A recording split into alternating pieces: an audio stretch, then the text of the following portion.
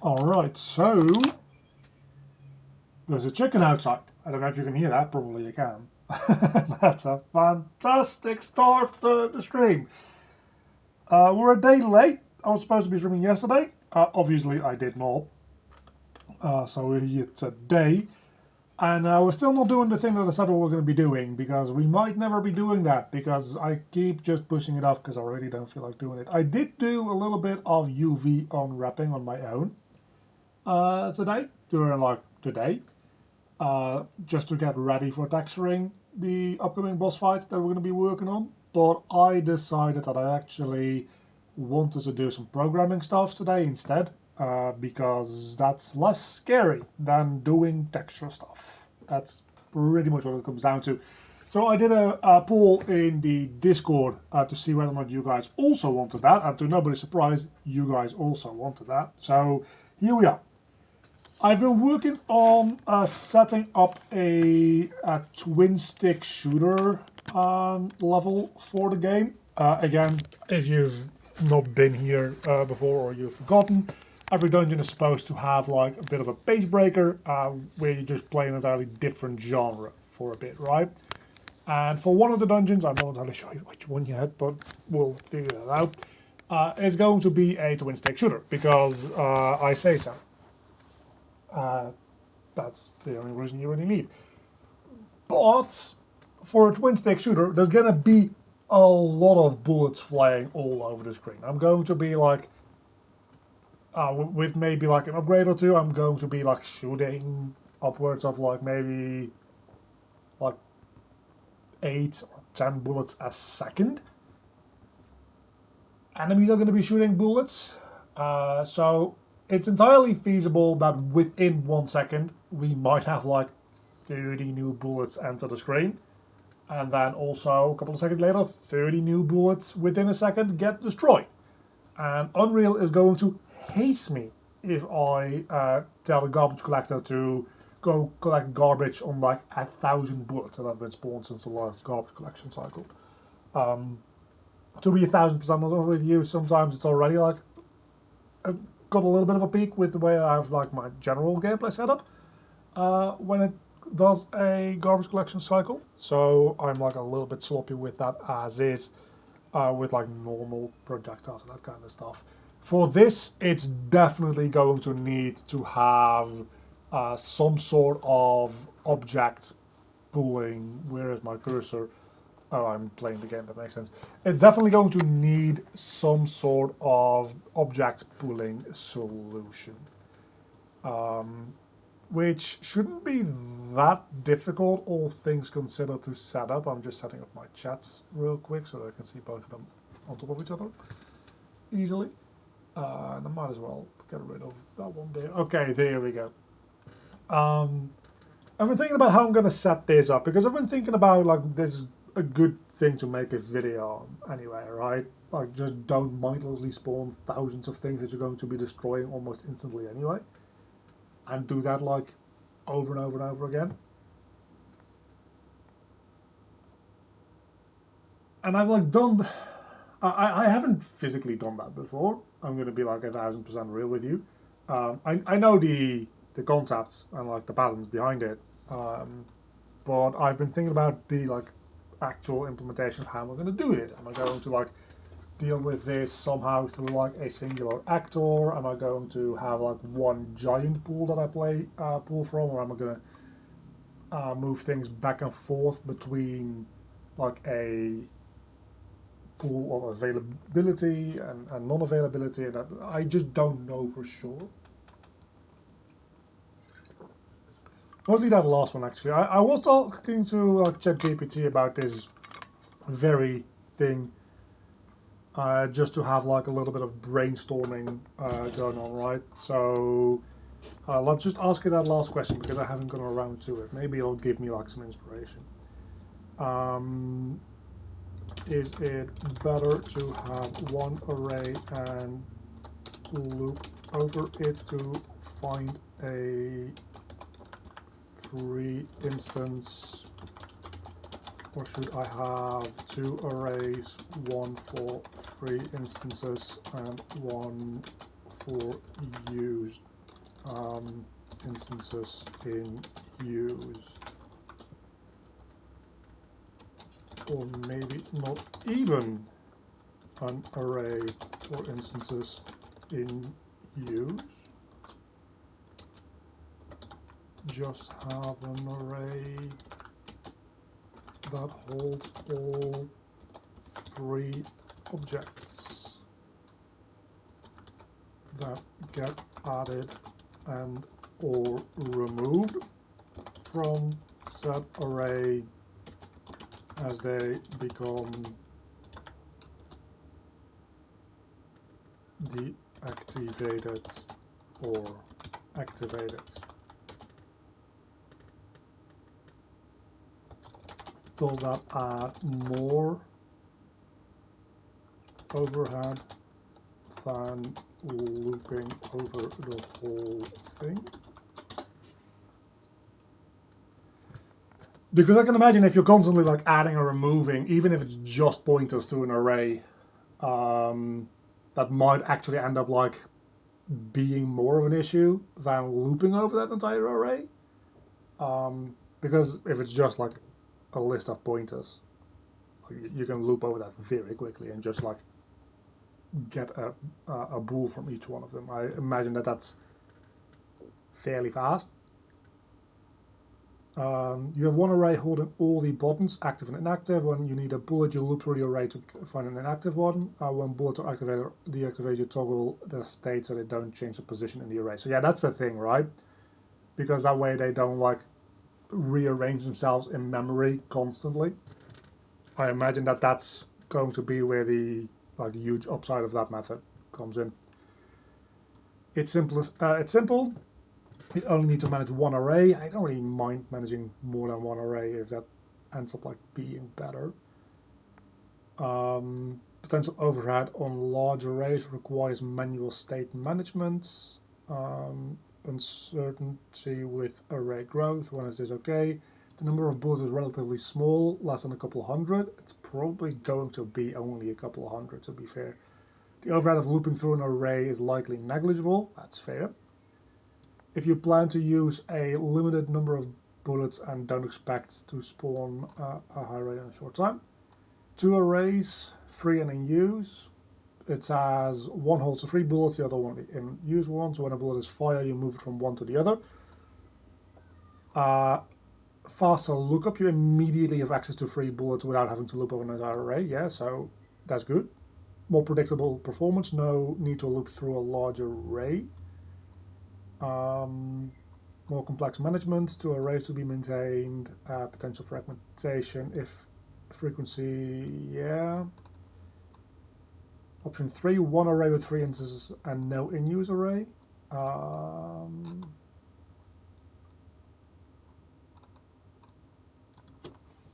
So what's the deal with having an array that I constantly add and remove from? Does the rearranging of the memory for that array cost me more performance than looping? If I have, let's say, 500 bullets.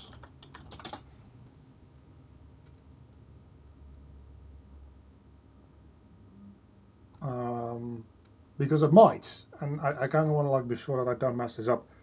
When you add an element to an array and the array doesn't have enough capacity, it will need to resize. Unreal typically doubles the size of the array when it needs more space. Okay, so that could be like constantly moving. Like, let's say that we're at like 260 bullets in one array. That means that it has room for effectively like 512, right? If I then go between like, or go under back to like 250, 240, it's going to downsize itself, but then it's going to need to increase its size again when it becomes too small. And it's doing that with like pretty big chunks if it's doubling itself.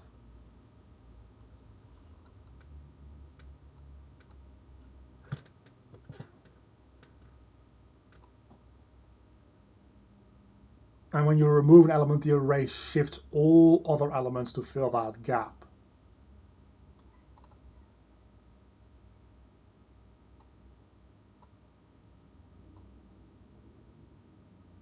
So time complexity is O times n for just looping over the array.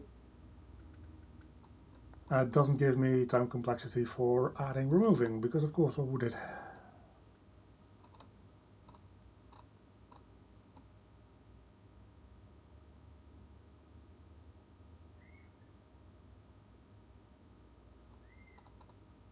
I'm going to go with one big array.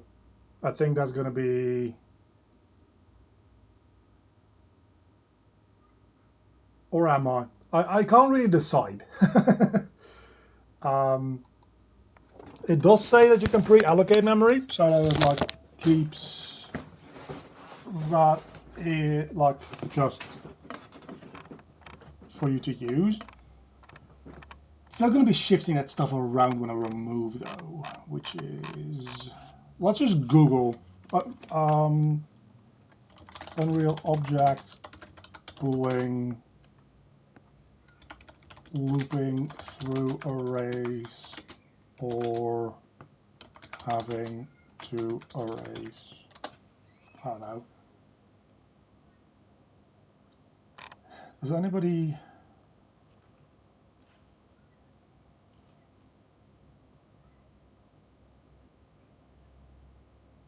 Looping through the array has the worst possible case of ON, yeah.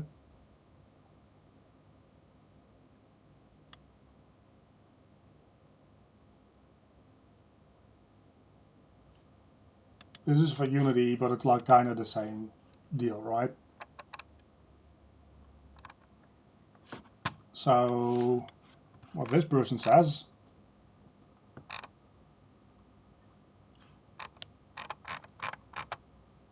is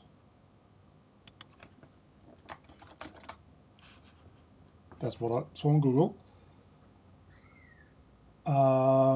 Looping through the array is a worst case of ON. Pushing and popping a stack has a worst case of O1. It's pretty clear that the stack hardly has any overhead in terms of operations compared to the array.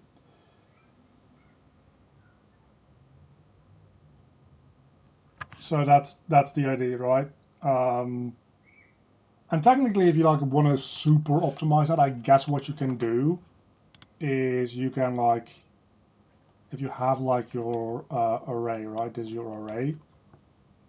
Instead of taking from here, which is index 0, and this is like index x, if you take this, it's going to shift everything like back 1, right?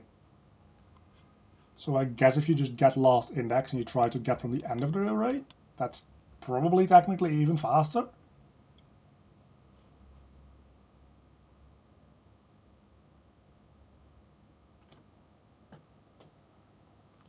For the other array though, the array that we have like in use, it's not going to matter because this one, like these are going to remove themselves from this and then like add themselves back here to the end of this one. So like this one is going to be a chaotic mess anyway. Not necessarily, well yes, necessarily. I was going to say not necessarily because they are very likely to like come in the same order that they're going to go out, but that's not true because they might hit different things and like die at different times because of that. So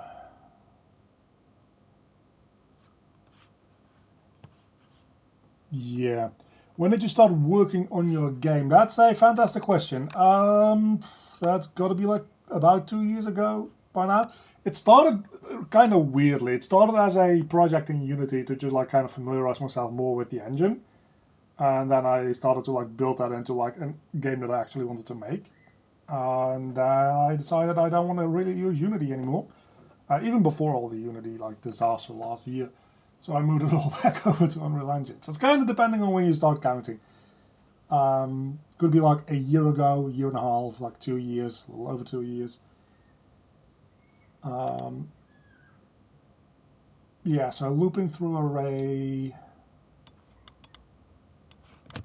versus adding and removing.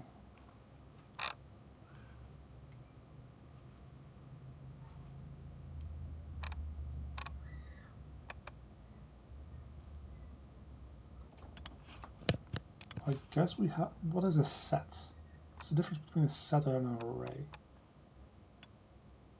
More often than not, blueprint arrays are a container of choice for most design scenarios, arrays being ordered listed.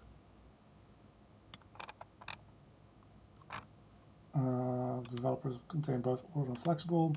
There are times though when developers working with pools of items aren't worried about the order of each item belonging to the pools, rather... Okay, sets. That might be the thing that we're looking for.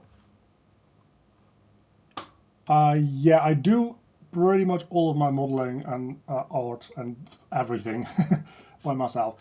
I do have a good amount of like Unreal Marketplace assets as well that I use mostly for like environment stuff, or that I plan on using rather. But even those I do need to like go in and like edit the visuals for a little bit to make them like fit the vibe of everything else.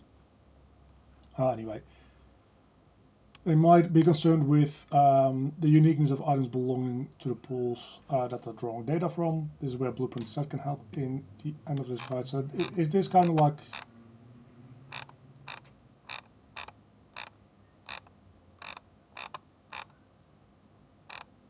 I just want to know whether or not this is reasonable to use for like object pooling.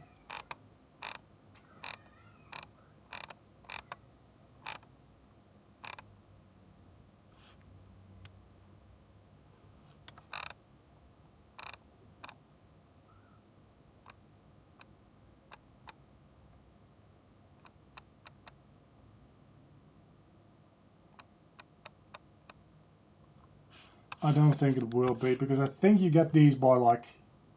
Let's just open a blueprint and try it out. If I make...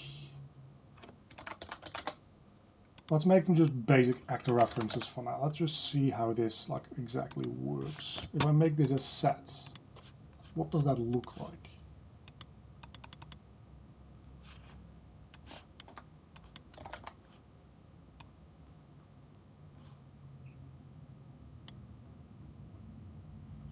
Oh, this just gets you one. Like get actor location. Does that work like that? No, not quite. You can't call functions, maybe, but only variables, which means that it's not good for what we're trying to do.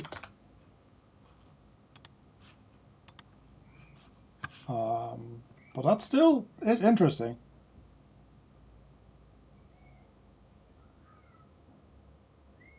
Gonna be real with you, I've seen sets a bunch of times, but I've never actually used them.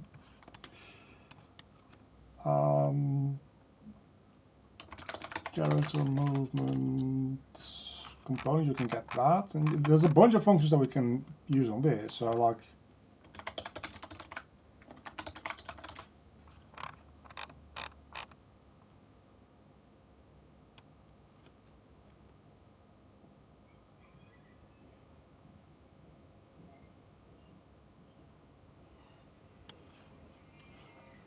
so if we make that a set of this like twin stick player, right? How does it deal with that? Like, can we get that new var that I just made?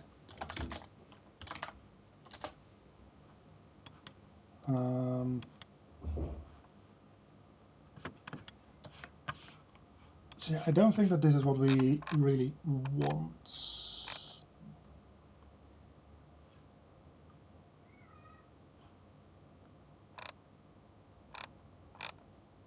Okay, so what the fuck? Why? The Unreal page does a to array and then gets from this array, so what the fuck is the point of that? right?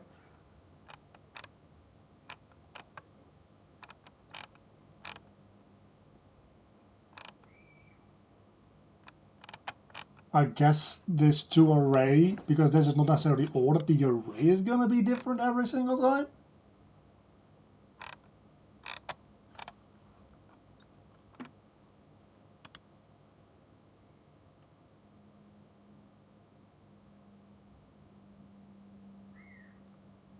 Not even.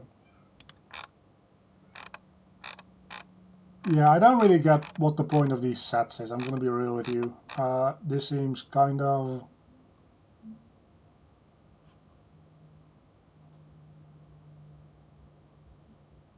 not what we're looking for at any rate. I'm going to Google real quick if anybody else has like other opinions about that. Unreal object pooling sets.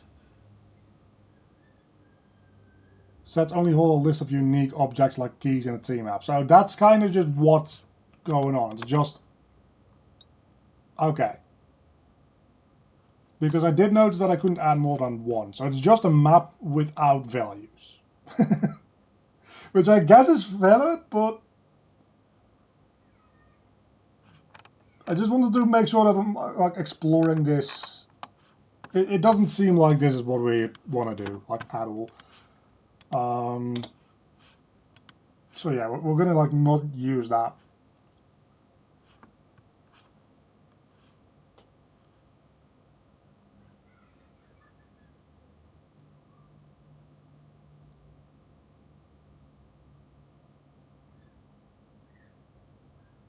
I'm gonna keep it simple. What I'm going to do is I'm going to just make one giant list with all of the object references in it. Because I just realized that if I add and remove them, aside from that maybe like actually costing more performance than it saves me from looping through the entire thing. Which I'm still not entirely sure about, by the way. It's also then going to be the object's own responsibility to add itself back to another list, which is going to be a little bit of, well, not that bad. We can just, like, when we spawn them in, we can just give them a reference back to, like, the pool manager. It's not actually... okay, yeah, I think I'm going to do the adding and removing. I think that's what I'm going to do. So I have... let's just get started at some point here, right? Let's start making these things. Then again, I'm going to do this in C++ anyway, so looping is going to be a bunch faster than it would be in Blueprint to begin with. Well, a bunch. Oh, if I'm doing like 500 iterations potentially, it adds up. Let's make an actor class.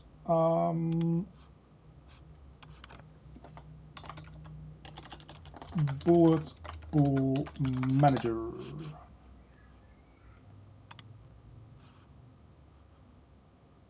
Okay, yeah. Add that to source control, cool. And then another class, and that's going to be our base twin stick bullets.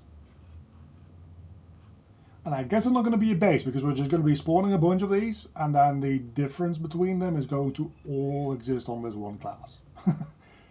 Because that is how that works. Yeah, so let's call it twin stick bullet. Twin stick bullet already exists. Okay, where is it?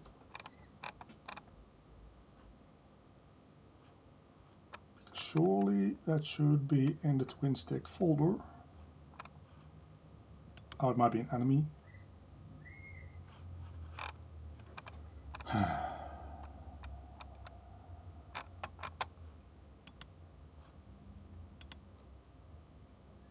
Twin stick pawn, enemy. I'm just gonna search for it.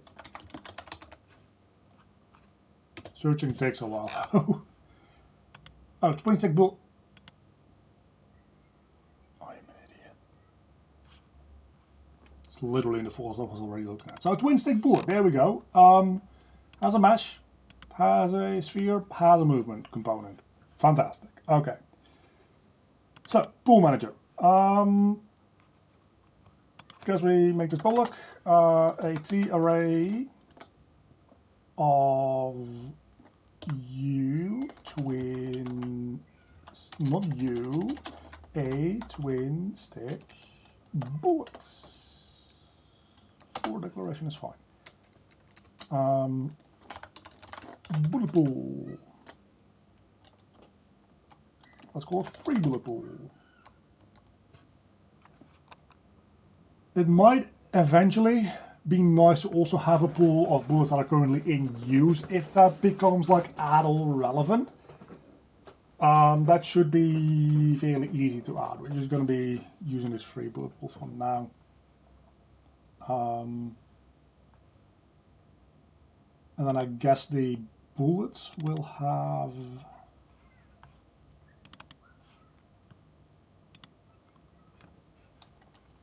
a value on them. Yeah. Check them out. That's good. For a bullet pool manager.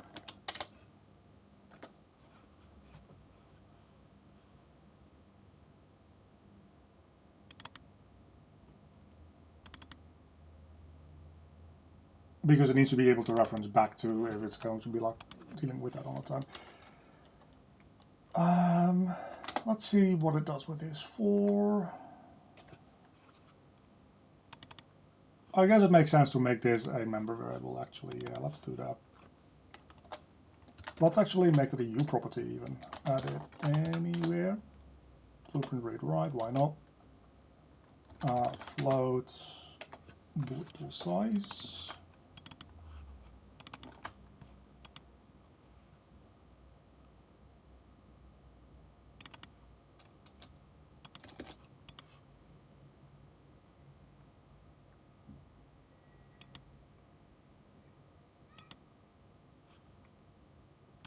I mean, I guess we can just like.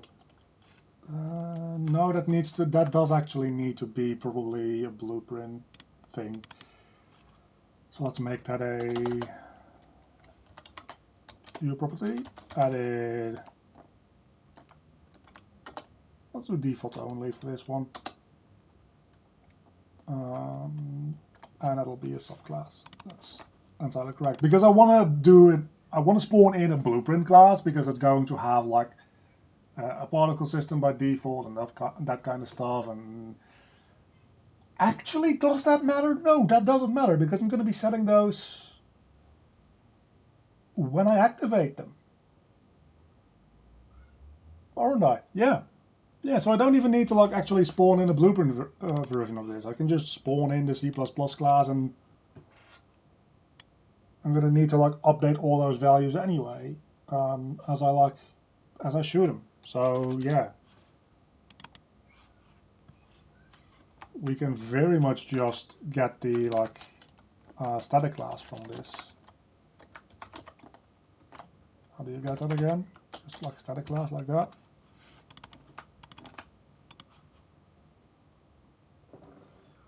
Oh, this just needs to be included.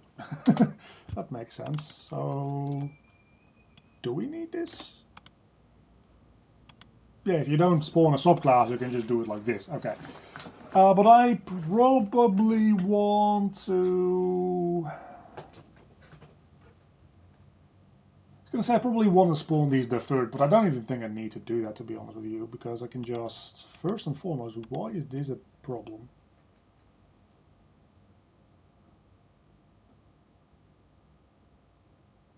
Did I make this not an array of pointers? Yeah, I did make this an array of pointers. Yeah, maybe that should be an array of pointers.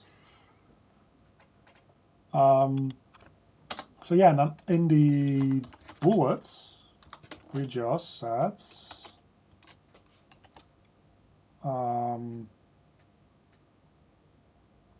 like the pool manager to this, so that it has a reference back. Set the default size to, again, I think 500 is probably enough. Maybe even more than enough. Maybe we can get away with like 200. We probably could, to be honest with you.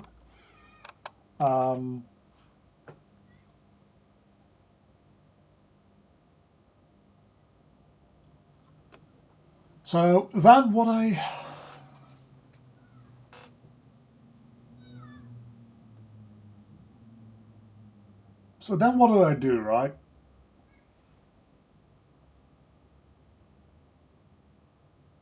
I guess what we do is we have a it's a little messy. We have a U function, that's blueprint callable, all that kind of good stuff. the usual, right? Which is just void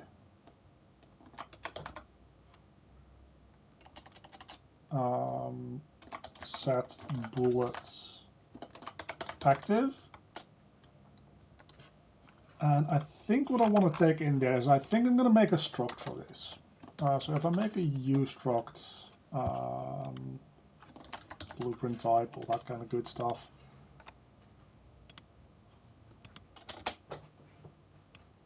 Which will be f bullet info. We don't need all the, well, we do need the damage, to be honest. So let's do the damage. I don't know why it's giving me arrows, because it has to generate the bodies. Okay, that's not what I wanted.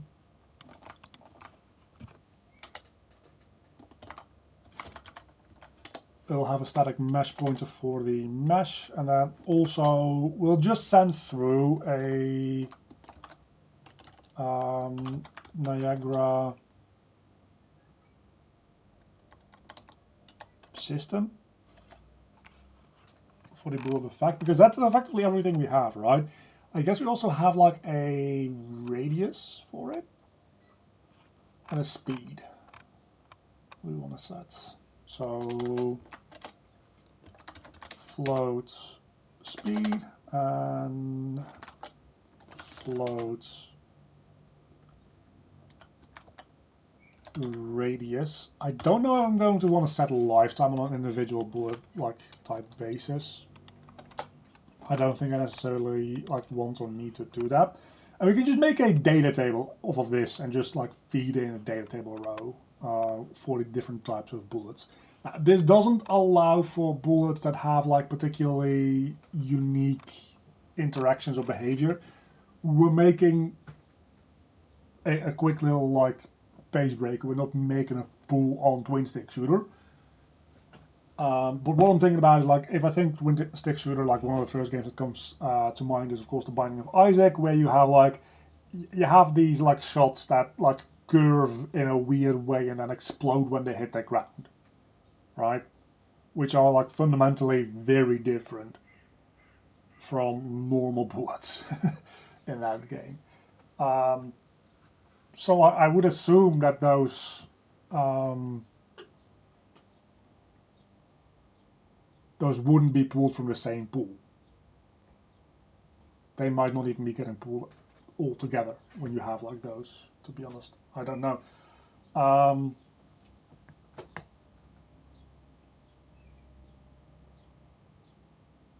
But we're not going to do that. The only difference that we're going to have is like visuals and speed. And maybe making them bouncing. But making them bouncing sounds like a lot of work, and I don't know that I want to do that necessarily. So we're going to keep it with this. And the wonderful thing about this being a struct is that we can add to it if we really need to later on. So set bullet active is going to take in a f bullet info and a whole lot of other shit. Holy hell. Let's make sure that we actually like vector direction. Do we need to set a vector direction? Yes, we do. We need to set a location. Yes, we do. Rotation. Not necessarily. But we definitely do need to have a vector for its location. I was gonna say maybe we can just put this into that struct as well, but I don't think we should. Because again, we're going to probably make a data table of this, so for which we do need to do a thing. Yeah, that. So location f vector direction. I think that's kind of it, to be honest with you. Because what else was a bullet need? It needs a starting location, needs a starting direction, it needs a starting speed. Once you have those three things, what the fuck else is it going to do? not that much, right? So we make this, and then we first set location.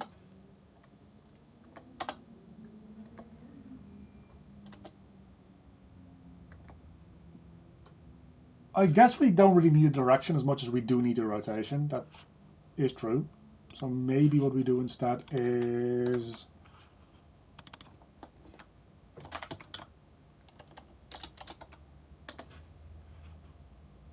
that's the wrong thing. Just call this rotation instead. Misspell it, why not?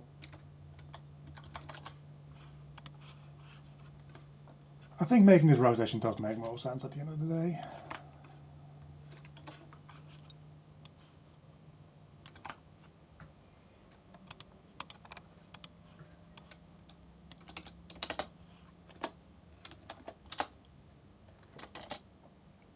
Velocity is... Why does it think bullet speed? It's just called speed, man. Then we set the damage. Don't set the lifetime, we set static mesh.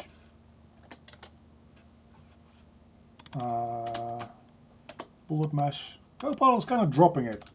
Not gonna lie.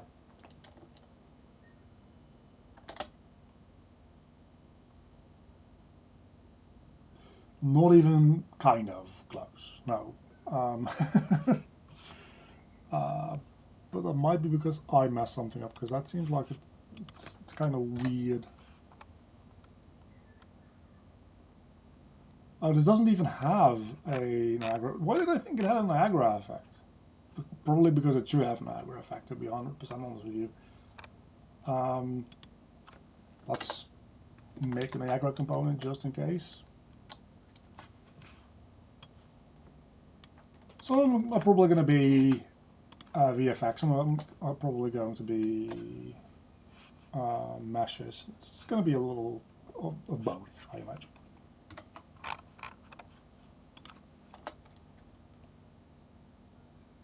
Rotation follows velocity, true. I mean, that's not really what I care about, to be honest with you. What the hell did I call this thing? Bullet effects. Set up attachment to the mesh. Yes, indeed. Okay, so set effect. This sets all the info. Then we need to set this to... I mean...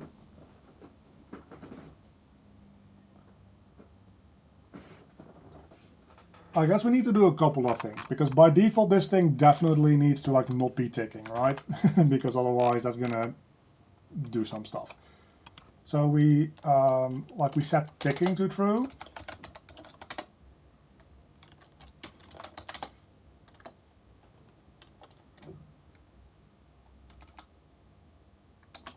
Can we just set active?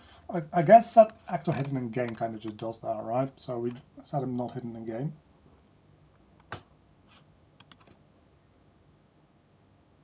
High and buy right back at you. Nice of you to drop by for a second. So yeah, that kind of does everything that it needs to do. So then we just deactivate a bullet, I guess, as like the other side of that coin, because of course that's the whole point here. So U function, make a blueprint callable, void.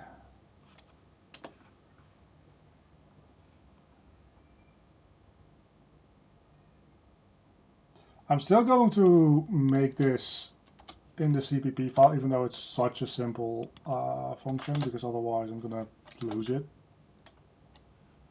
So we set actor ticking to be false. Now we set hidden in game back to being true. And we don't need to update any of this, realistically, right? Good question. When something is hidden in game, does it still have collision.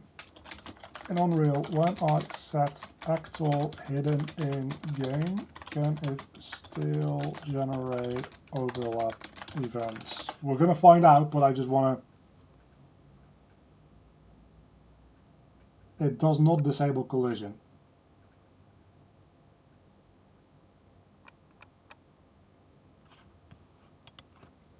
So I guess we set collision as well. Sphere collision enabled. I guess we really only needed to like not generate overlap events.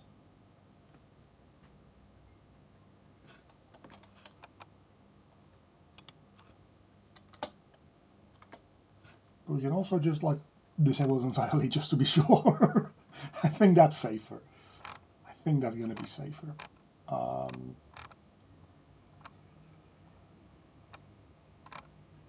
All right, and then the most important thing here is we probably just want to have a bool on whether or not this one is currently active, right? Because otherwise we're going to be able to check like whether or not it's hidden in game. But I don't know if that's like more expensive. I guess we also, well, if we have it hidden in game, it's going to do this anyway.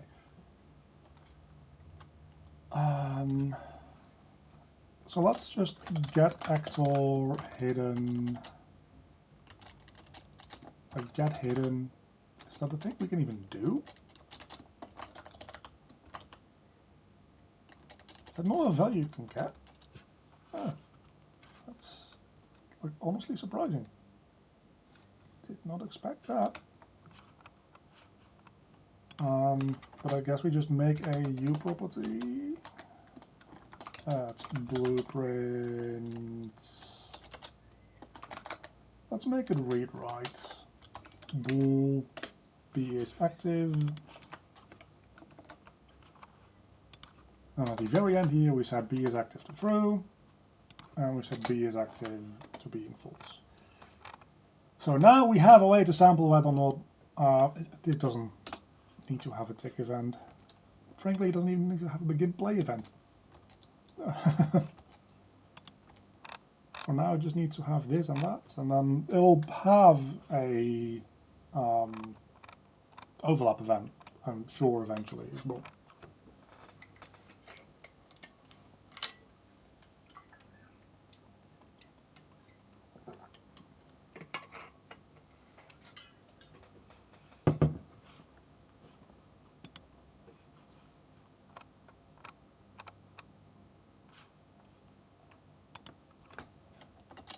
All right, so we make a U function to get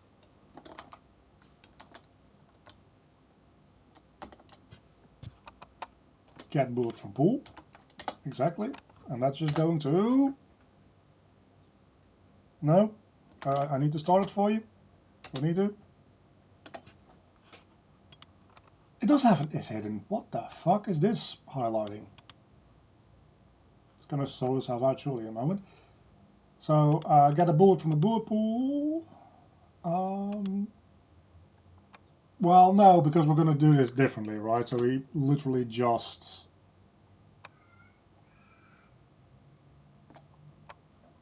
If the number is greater than 0... What is pop? Pop's an element from the array. This call allows shrinking the array. Is pop just getting the last one?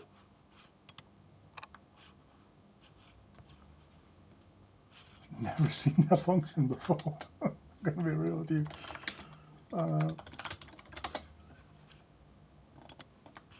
I think pop is just getting the last one. That would make sense to me.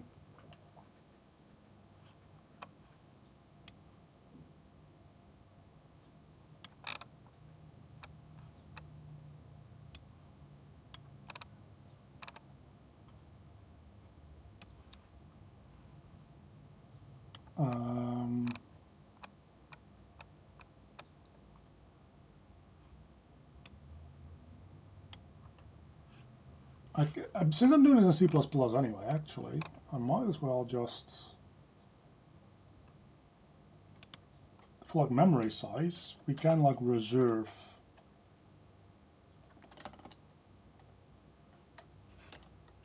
stuff, right? So we just like this, like dot reserve. No.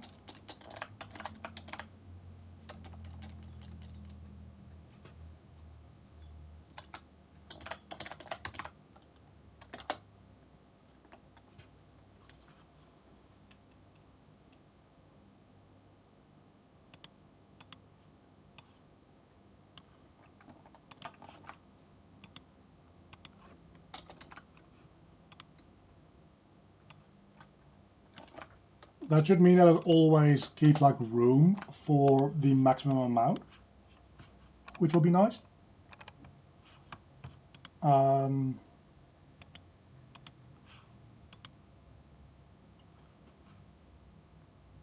Pop always returns the deleted and delete. Pop removes the last elements.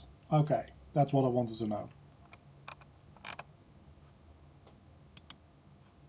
But it also returns it, right? Yeah, so that's kind of nice. It returns it and then immediately takes it out of the array. So that's exactly what I wanted to do. We don't need to do this because we're going to be... we return it through this function and then we activate it later. Did you make a universal object pooling system? Now I'm just doing it specifically for these bullets at the moment.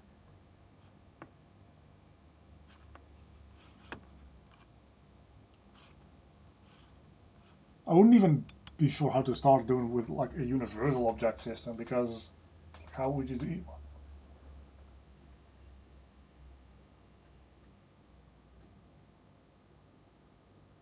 Because how would you like keep an object in memory that's going to potentially be like a different class and as such have like a different memory footprint and that kind of stuff? I don't know. Might be possible. I just wouldn't know how. So we now have get bullet from pool. Right, so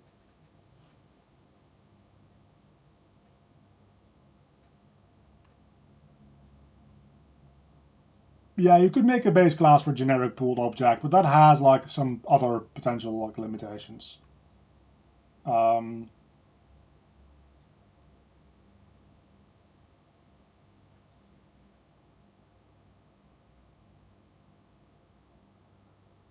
Because you still, like, unless there's something I'm missing, and if there is, please do tell me because I'm figuring this out as we go. I was going to do a little bit more research into this before the stream, but I just didn't have the time. Like, if you have your pool, right, I guess you don't necessarily need to pre-spawn all of them. I guess you can spawn them in as you need them, and you just have like a block of memory allocated for that.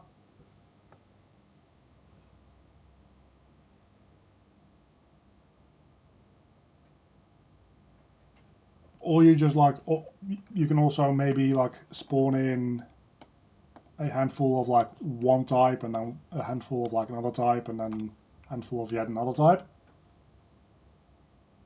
And then like loop through, and if you're looking for a specific one, you like cast to those to check whether or not those work or whatever. Because that's the kind of the thing that I was like looking into a moment ago here, is because we're just spawning in a bunch of bullets and like pulling those from a pool. We effectively need to make a singular class that can function as any sort of bullet that we're going to realistically like use, right? We can't very easily make a whole bunch of like different bullet classes and pull those together.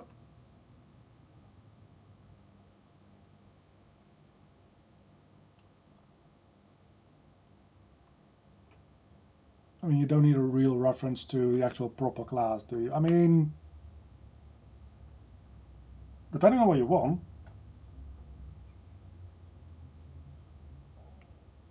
You do, right? Like if you have like your generic pooled object, and that has like five different like subclasses, and you want to be able to like use all of these within the pool, how would you like make a pool of these and then get one of these?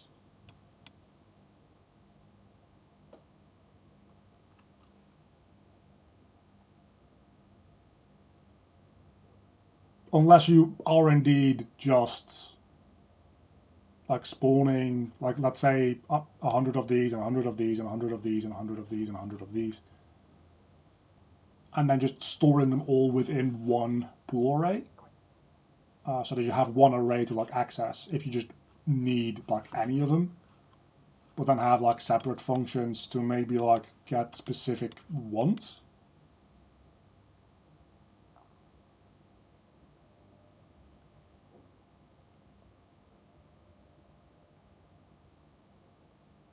So you could do that, I guess.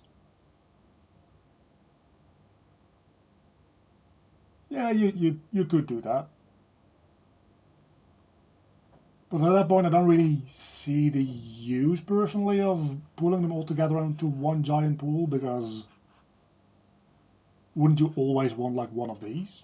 So, like, wouldn't you just make 5 different pools? Like, what is the... I'm not, like, super well versed in this, right? So, why would you want to make one pool with, like, 5 different classes of objects within it? Because at that point, like, if you pull something out of it, you're going to want to know what you're pulling out of it, right?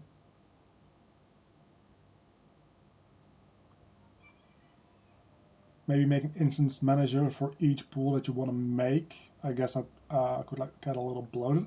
I guess, yeah, that does make a like certain amount of sense. If you like make a pool manager with a class reference variable on it, it can spawn in a bunch of that class, and then you have like 5 different like pool managers existing in your world, but they all inherit from like the... That probably makes sense to do, yeah. No, that probably is a good idea. That might even be a good idea to like structure our code. I don't think for us it really matters. I think the way that I'm setting it up now probably works fine for the way we're doing it, but like I want to dive deeper into this and like actually make a video on this at some point. So it's good to like talk about this and think this through, and again do more research. I'm gonna need to do more research before I try to tell anybody else what to do. But like this structure does I think make sense for like a lot of cases, probably even most cases now. I like think it through.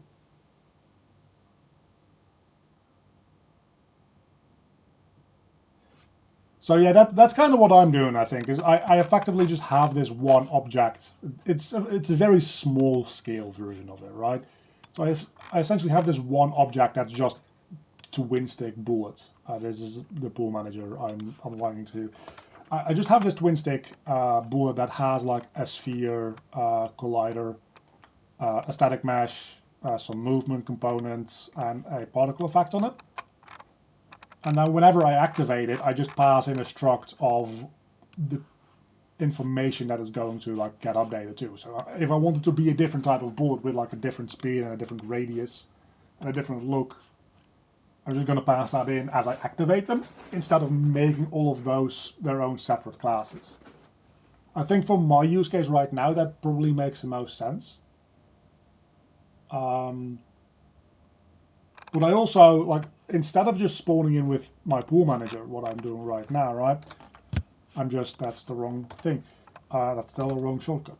Hello, can I please open the class? There we go. What I'm doing right now is I'm just, like, spawning in the base bullet class, like, X amount of times. I could, of course, make this... a like T subclass of twin stick bullet. Make that bullet class.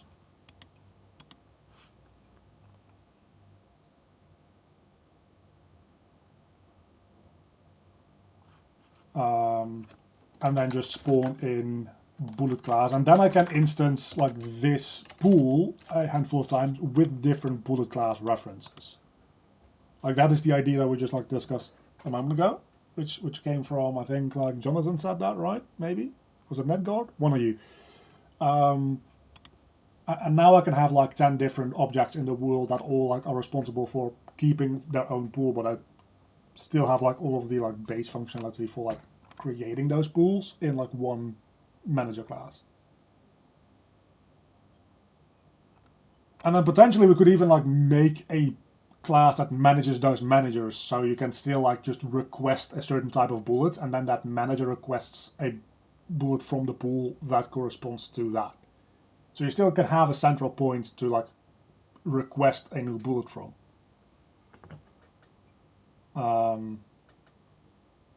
But that will probably like end up in casting hell, that one, to be fair, because can you switch on class?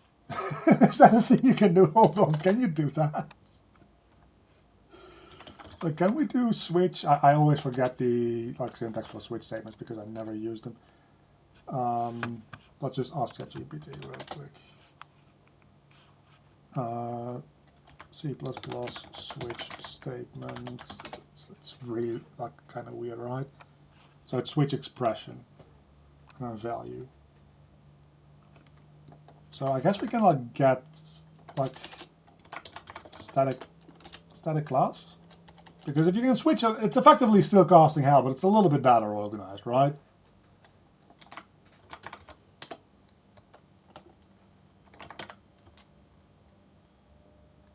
I mean, I guess this is technically possible to do. Can you switch on class names? I don't know, maybe you can?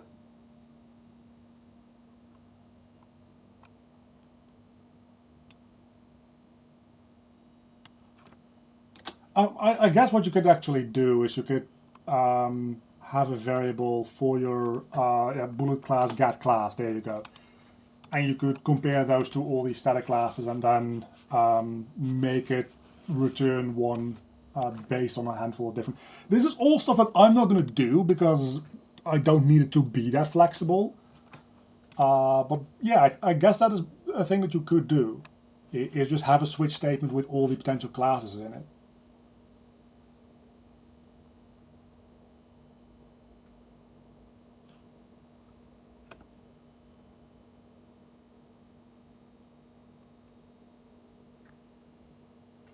Which, if you're doing this in Blueprint, is still going to be a nightmare because you're still effectively casting to all of them and loading all those things into memory, all those assets. But to be fair, if you want to be like loading in these bullets at a moment's notice at any given time, like any sort of these bullets, you're going to want to have those assets in memory anyway, right? So I guess it doesn't really matter. I guess you could only load them into memory when an enemy that can actually use a certain type of bullet exists now. That would probably be a bit better. So make all those soft class references fucking dumb.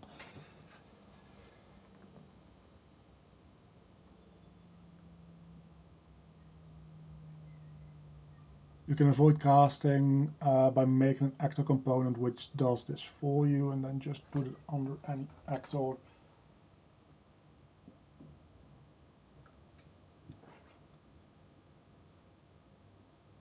I mean, that doesn't really solve the whole issue of like iterating through all the potential like other classes that a bullet could be, though, right?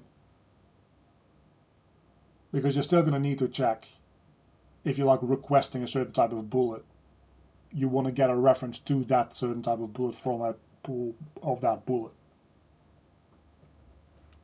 which means that you're still going to need to check in some way, shape, or form, like one class against another, which for all intents and purposes is just a cast. Like even if you do it in a switch statement, that's like maybe like technically not a like cast in the same way. I don't know if it is, to be clear. Like I have no idea if that maybe like compiles down differently. That's what I mean. But the like bare functionality of it needing to have that other class in memory in order to be able to do that stays. Unless it's a soft reference, in which case I don't know why we're going this deep into something that I'm not going to be doing. Just abstract it into your own struct. Yeah, but now you're like maintaining a potential like struct, and at that point, I don't know.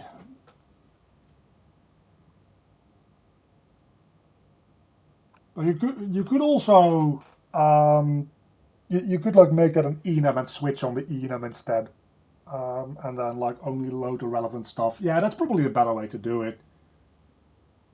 Like make an enum for all the potential classes that it could be, and only load the relevant classes in one. So they're actually like referenced and like actually going to get used. No, but that goes in against the whole point of it being an object rule, doesn't it? Because you're going to be spawning them in, like you're going to be pre-spawning in these objects, so they're going to be in memory. Simple as that. So yeah, I don't think the casting would like even matter.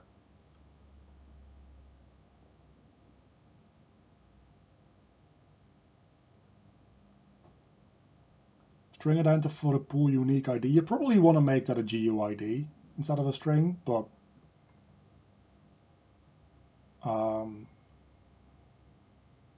that's like a tiny thing. And if it's used, yeah, so that makes sense. Anyway, what are we doing? This doesn't need to have a tick function.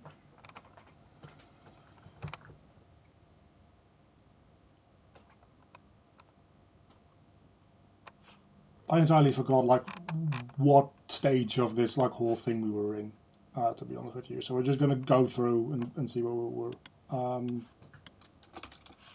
This was an example. This is not what I was actually doing. So let's get rid of that. Because I'm still gonna do it as just one singular class because I don't really expect to need multiple classes. Like behaviorally, they're going to all be the same. They're just going to have different stats.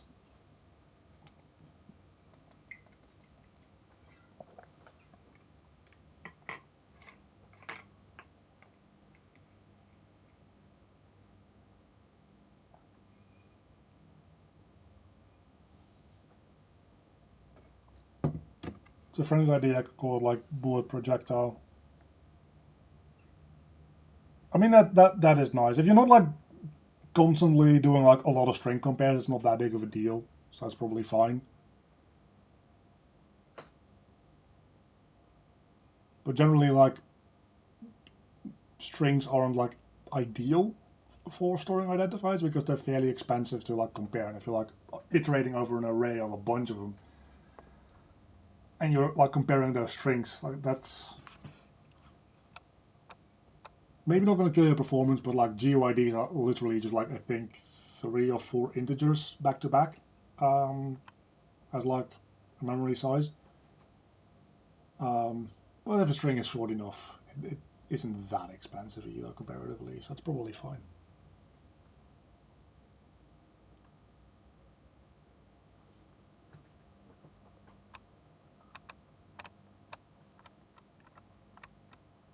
GUIDs are also nice because you can just click generate and it just generates a unique ID and you don't have to like worry about like accidentally like using the same thing twice. I like GUIDs.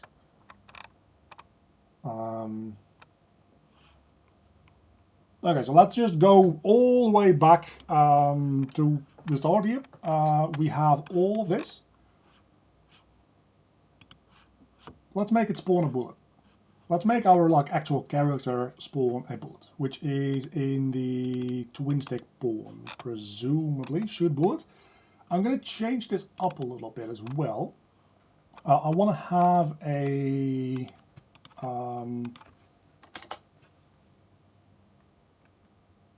I hope I pressed the right thing. I want to have an array of... Are sockets like a type? Or is that just a... I guess it's just a transform. I guess what we need is we need it to be like a location. Which is an F vector. Man, my brain is not doing brain stuff. Bullet spawn points, that's what I was going for.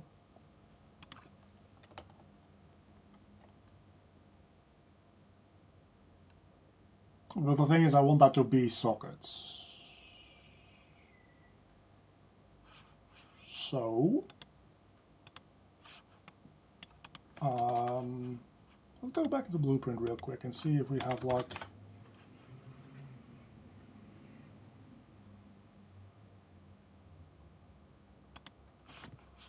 a way of identifying this stuff. So that's definitely not it. How does this work? Do we have that? I don't think we... Maybe that's not a thing we can do. I would like to just get all sockets, but maybe not. I don't do any comparisons. I get it from a hash map, really. Okay, that is not really a problem then. Yeah, that makes sense.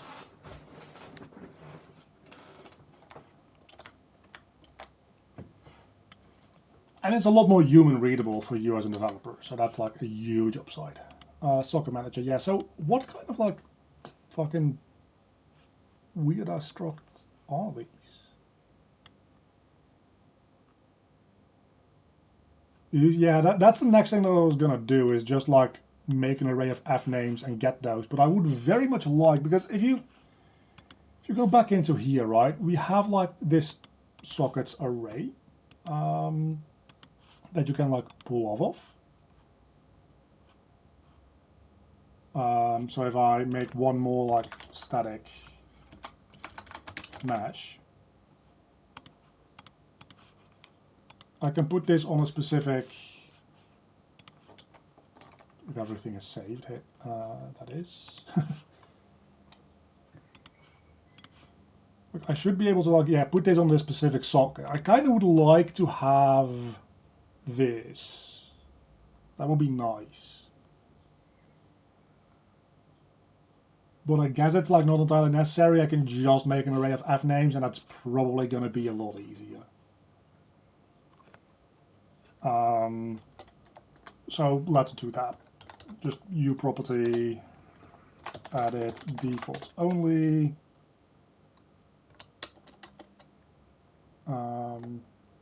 T array F name spawn point names, and we'll just populate this on the gameplay with these.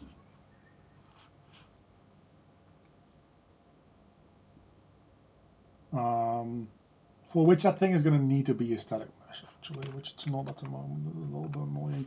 Can I convert a static mesh into a skeletal mesh within the Unreal Editor? Is that a thing we can do? Convert to skeletal mesh. That is a thing you can do. Fucking-tastic. Okay, good stuff. That means we don't need this one anymore, or this one. We can just put in this one. There we go. Reason being is I just want everything to be a skeletal mesh. I was using this as a static mesh just for testing purposes, really. But I'm going to make a function that does a for each loop. F name was this, right? I need that to be able to access the skeleton mesh, and the static mesh was added through Blueprint, so that's annoying. Spawn point is collision component. That's not what I wanted to do, man. That's not what I wanted to do at all. I want to do it with the mesh. And then I guess we should check if this is not 0, which, yeah, that's probably a good idea.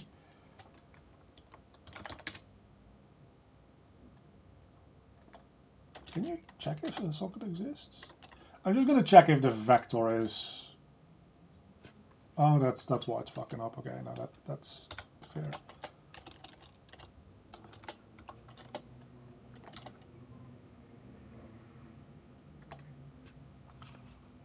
Don't need to do the log. You can just continue, that's fine.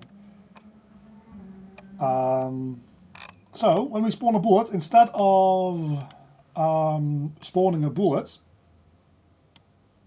which might make sense to do, we get a bullet from a pool.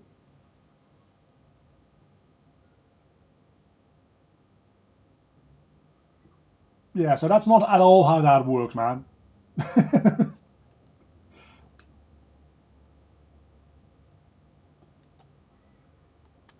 I guess we actually for loop over all the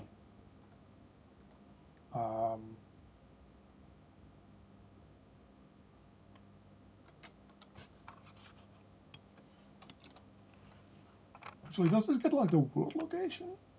Gets the socket location, so that's probably relative, right? World space or bone? What the fuck?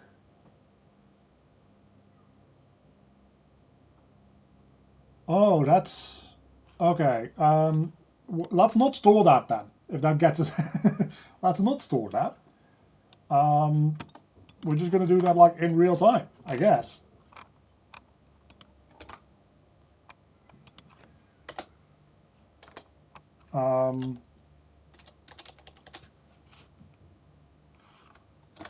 The little spaceships here are going to need to have a better fucking organized setup here. I don't know if this is going to need to be a U property, but let's set it up as a U property just in case. We don't need to edit this, we only need to visible blueprint read only, that makes sense. Bullet manager. At begin play, I guess we can just get that by class. It's not exactly the fastest operation, but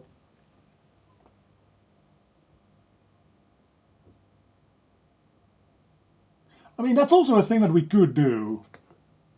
We could just make every actor spawn their own pool.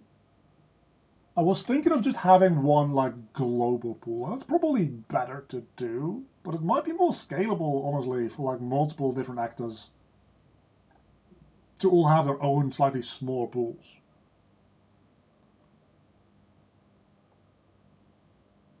What do you guys think? Every actor get their own pool?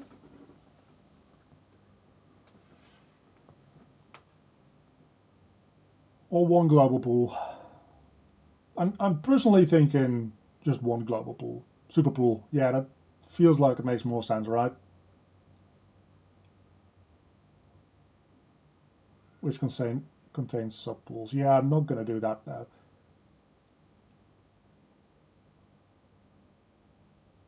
But I think making it just one...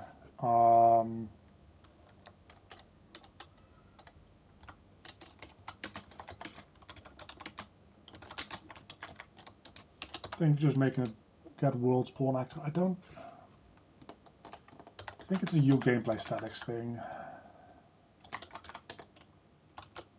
Get actor of class, there we go. This is probably going to need an include.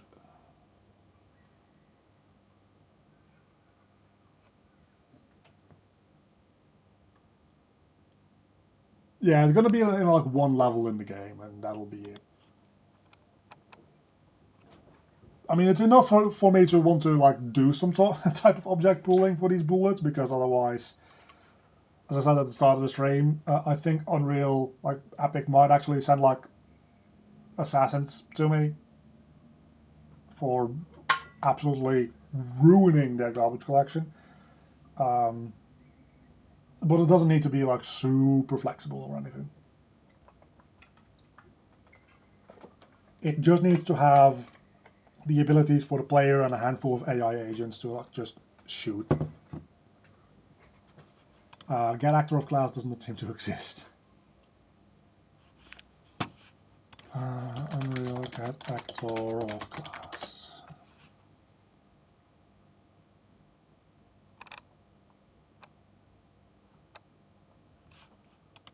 Does gameplay settings not?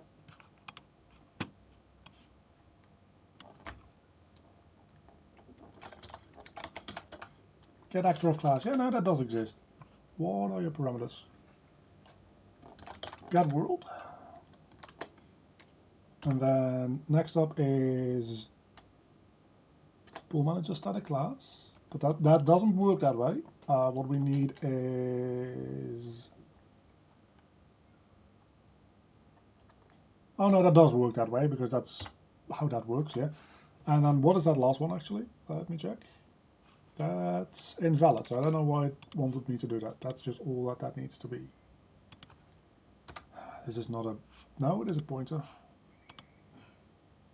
Oh, I need to cast this, that makes sense.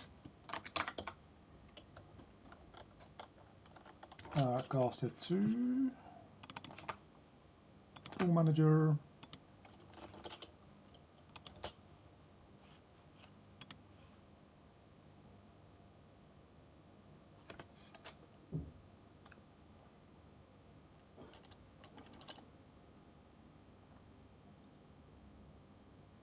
You making a pool instance subsystem. Would be cool to create a class from pool actor, implementing such logic there. That's what I did, but bugs with the way it replicates. Yeah, so I'm doing something like fairly basic. All that I'm going to be doing is I'm just going to be pre-spawning in a bunch of bullets, keeping a list of currently available bullets, grabbing the last one of that array, shooting it, and then when that bullet dies, it adds itself back into that array. Like that's all that this is going to do. And then the different types of bullets are just going to be like all the same class. It's just going to have like different visuals and a couple of different stats that are just driven by a struct.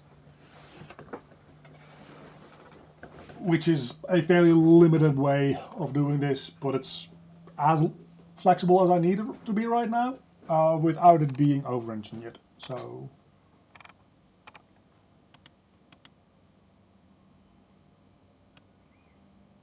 I mean, you say that this is never going to get cool, but you don't know that, Ryder, so maybe calm the fuck down. How many of you do actually like use Ryder? Because I believe it's like free now for personal use, right? And it is like actually a fantastic IDE.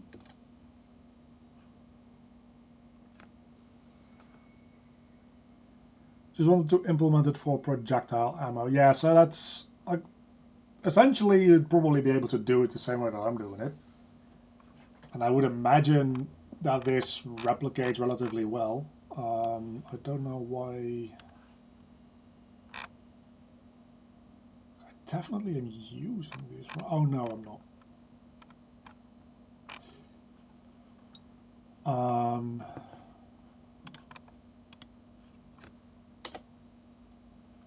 So get bullet from the pool. Get bullet from pool. Yes. And if bullet is valid, that's a good one. We don't need to do that, is the thing. We just need to activate bullet, activate bullet.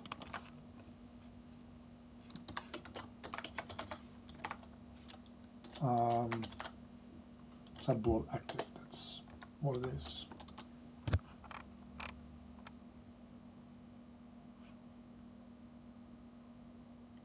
It's kind of weird that Unreal doesn't have like at least some kind of actor pooling out of the box. Then again, I suppose that like anything that you're going to need to pool is going to be like a specific class that you make yourself.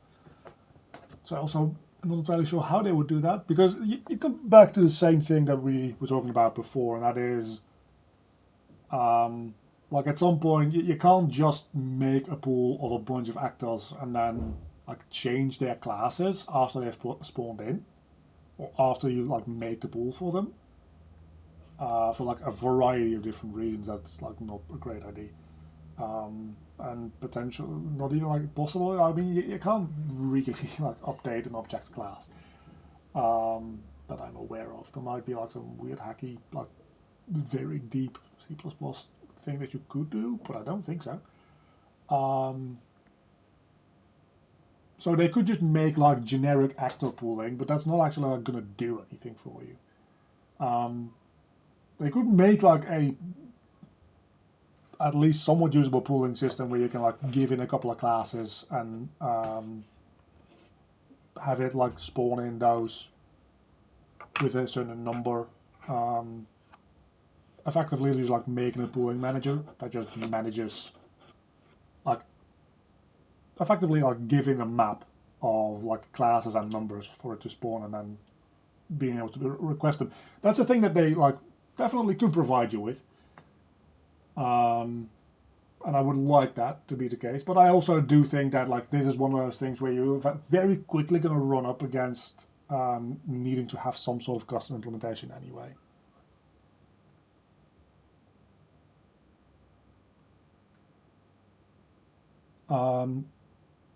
Because you can't just pool actors. That's the issue. Like you can make an array of actor references, but in order like to like make that pool, you're going to need to be spawning in the specific class that you make. You can't just say, hey, we have like 100 actors here, and now I want to grab one of these actors and make it a character.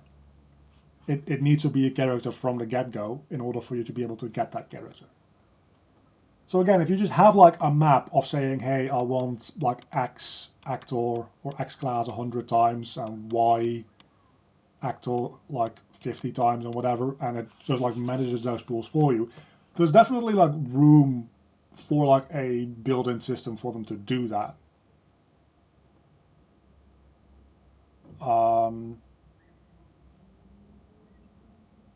And that would be nice.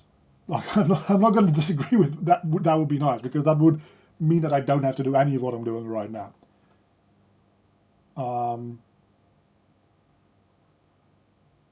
But I do think that you're pretty quickly going to walk into that being an issue, because you would need to like provide in your own like activation logic to begin with, right? Because if you're like pooling these objects, you're like spawning them in and then immediately setting all of them to like being inactive, or like having like at location 000 no rotation, or just like 0 rotation. In my case, like I have setting their damage values, setting their meshes, setting their radius, setting their like particle effect assets.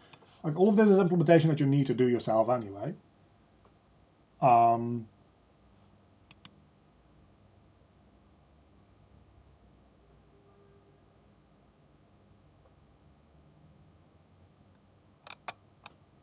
Like you as a programmer need to decide what it means when something activates and when something deactivates, is kind of what I'm getting at.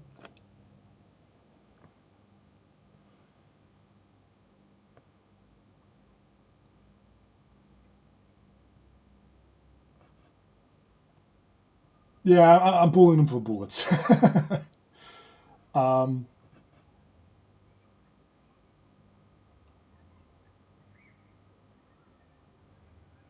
It can't refer to generics. I mean, it can, but in order to, you can have a like a child class instance like spawning, like for instance, say a specific type of character, and you can just refer to that as any of their parent classes. Like that's, of course, you can do that.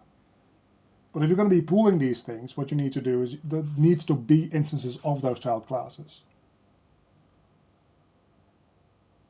And though, like, what those child classes do when they activate and deactivate, you need to like implement yourself, because those are classes that you made.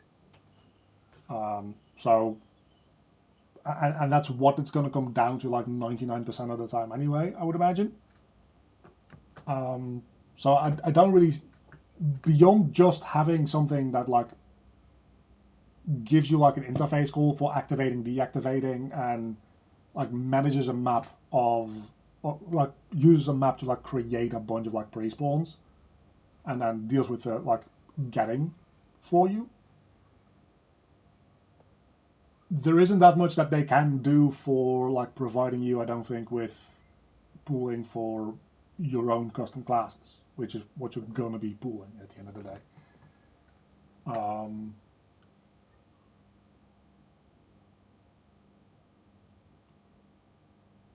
So I guess that's probably why they haven't bothered to like make a built-in system, because like those same development resources can be used for other stuff.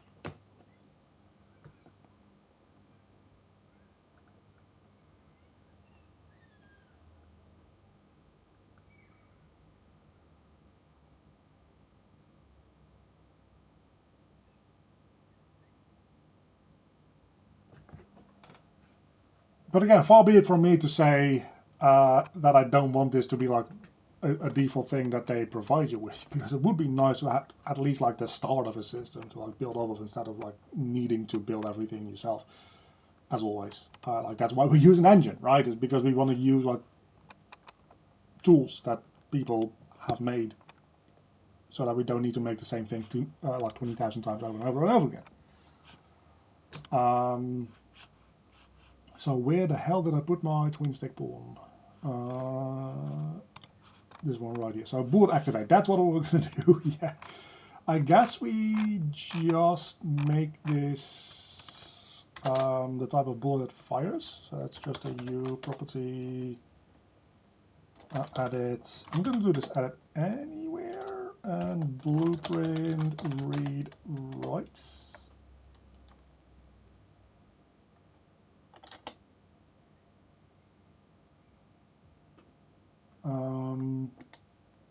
F bullet info for declare that, that's fine. I guess we just, oh, we do need to have the include for that, sure. I guess we just provide that in like this, for which we need stuff and things. What the fuck did I do?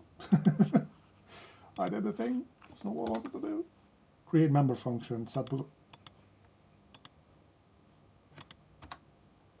What the hell are you talking about, man? Oh, yeah, no, that makes sense. I see that chat's moving. I'll look in a moment. Spawn point, yeah, we'll just use spawn points, and then I guess we just get the actor rotation, get mesh socket rotation. I guess we'll just get actor rotation, because I just need to spawn in the forward vector anyway, right?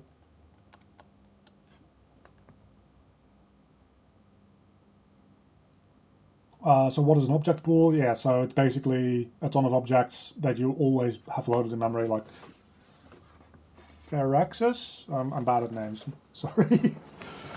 Yeah, like they say, you just pre-spawn them so that you don't need to like constantly create and destroy the same type of object, because creating and destroying the same type of object leads to a bunch of like rearranging of memory constantly, and that's pretty expensive to do.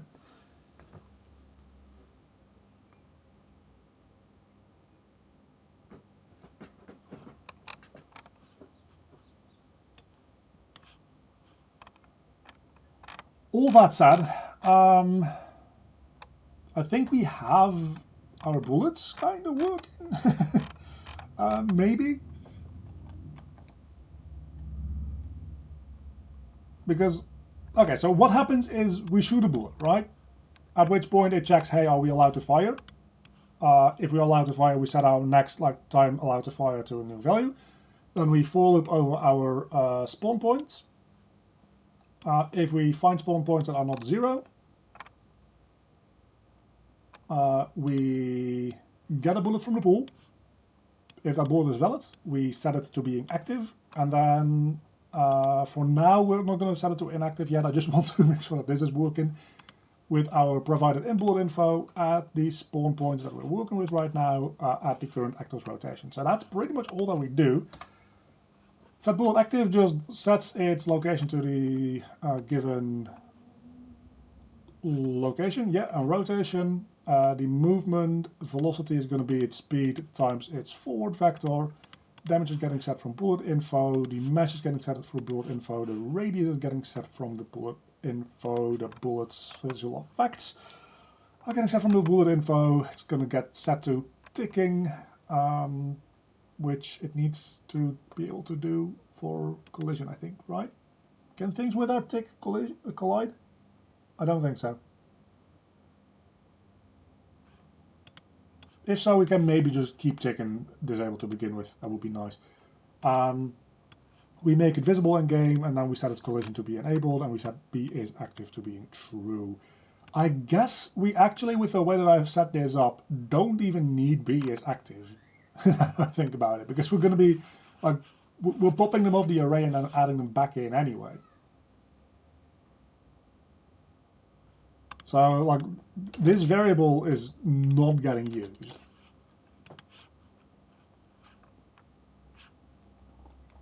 Okay, I think we've got everything in a row, with me getting sidetracked about a million times. But it's good to like think this through and talk this through and make sure that we're like actually thinking about decisions instead of just like doing stuff.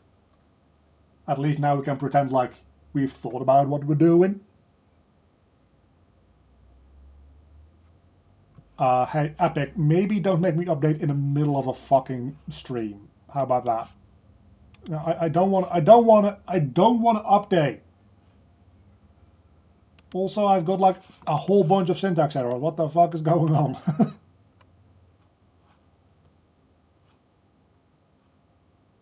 What? Syntax error, missing semicolon before star? What the fuck are you on about, man?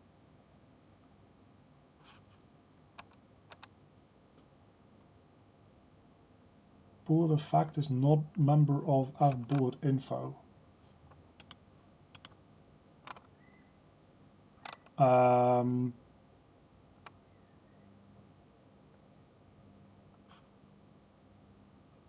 Yes, it is. What?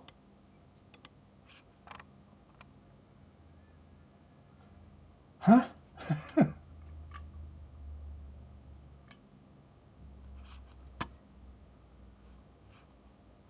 Missing tab. Oh, did I not put in a... No, I put in a tab for everything. Right, what the fuck?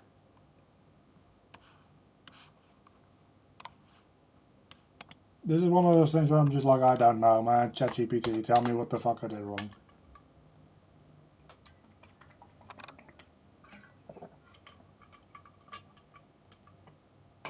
Is it because I need to, like, include something instead of forward declaring it?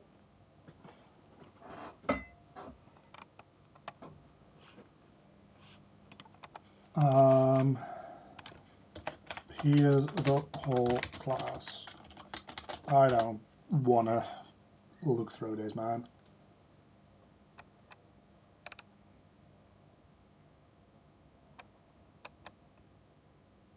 Yeah, so it just needs an include, it says that. Sure.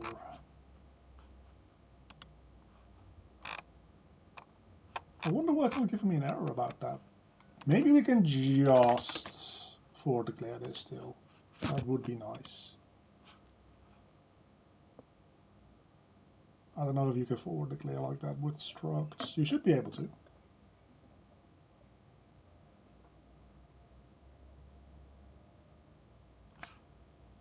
I mean, there's less errors. So if I can start. And it's a linking error. Okay, so you definitely need to include this. Okay.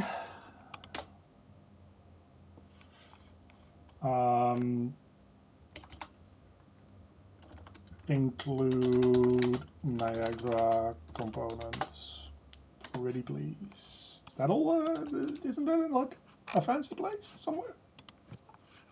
Okay.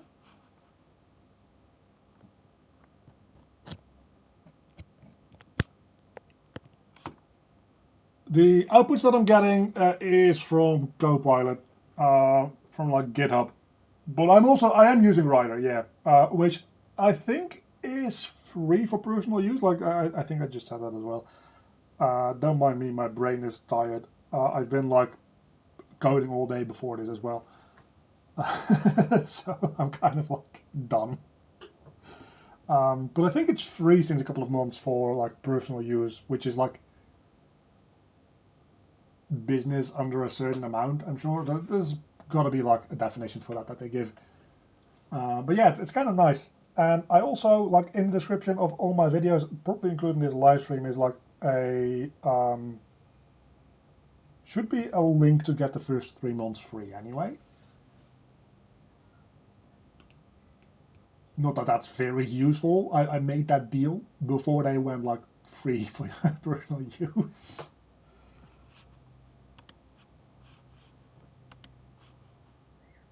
So like there's not a lot of use in doing that at this point. So why are you not linking properly?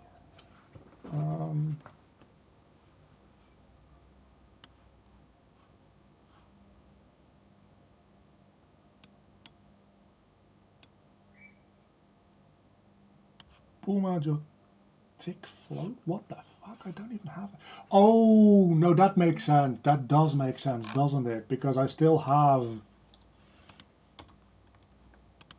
Yeah, I still have this begin play and this tick in the header file, and they don't exist in the CPP file. That's... Yeah, that's my bad.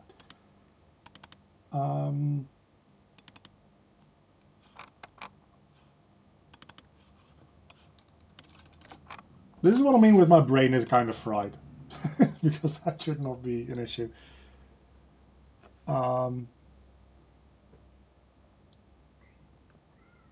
Looks like for open source devs. Yeah, I'm pretty sure it's also for like non-commercial use in general. Not just for open source. Which, like if you're doing non-commercial work to begin with, it's probably open source, because if it's not open source, you're likely selling it. So it's commercial. But like also for like educational stuff, I'm pretty sure. Like I have a license, a complimentary, because I have like that referral deal with them. So like I'm not actually paying for it. But even if I didn't, I'm pretty sure that I can use it for free because I use it for educational purposes. That being said, I eventually do plan on selling this game as well. But up until the point where I start selling this game, surely that's not commercial use, right? Like either way, if this like referral deal were to like not continue, and I was to start selling this game, I would probably like get a license just to be sure. Also, it seems fair.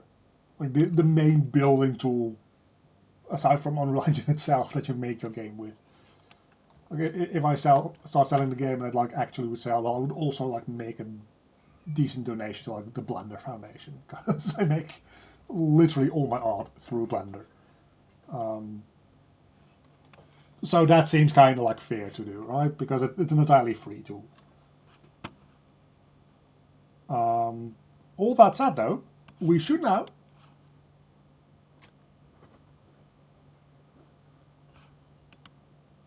have in here somewhere. I accidentally made this thing over here. Do I have my bullet info is the question. Oh no, I put it under... I can't fucking type, man. Yeah, bullet info. So damage, let's say like fucking 10, speed, 100, I don't know. Radius, 50, bullet mesh, that's the only thing that I really care about right now. This one. That's what I'm wondering. For the purpose of making a game, but the game is years from being sold at very best. Look, don't tell them that I said this. I assume, hashtag not legal advice, but I assume that it's like not a big deal to begin with, because like if you're not selling the game, I would imagine that that's not commercial purposes, but I'm not entirely sure about that again. But like just between you and me, right? If you're not selling your game, or if your game doesn't sell well, they're not gonna find out that you use Rider for something that might have sold like 100 units, right? So on like a very practical basis, I don't think it's something to worry about. On like a moral basis, I again do think that if you're using like a tool for free and you're making money off of it, you should like at least like donate. Or like upgrade to like their commercial package as soon as you can like reasonably afford to. Unless it's Adobe. In which case, fuck Adobe.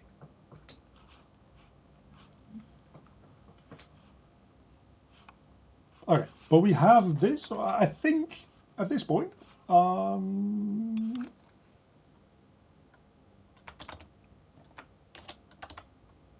what did I call the location array? Did I even make that a U property?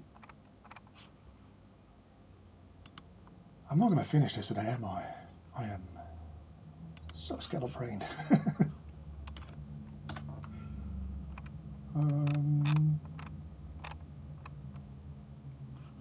Oh, it's on the pawn. Oh, it's on the pawn, so it's on the spawn points. At a default only. There we go. So let's call this left and right for now. Go into the mesh.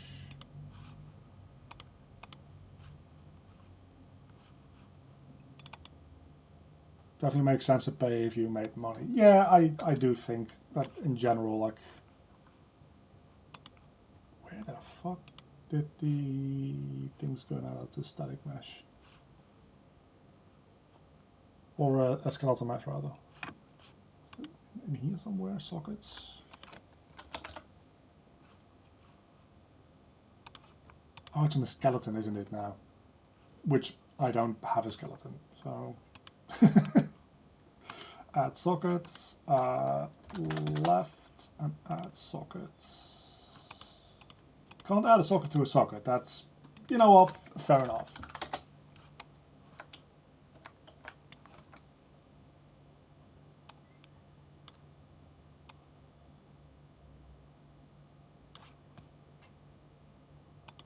Minus 290 round, so it's easy to look. Let's make this just 140, so that left is easy to just say, hey, this is going to be minus 140. I think we said like 290, right?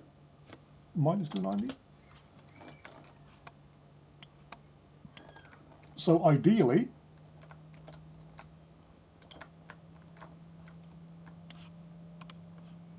it should now spawn a lot of those bullets. I mean, it doesn't. It would have been too nice, wouldn't it? If it just fucking worked.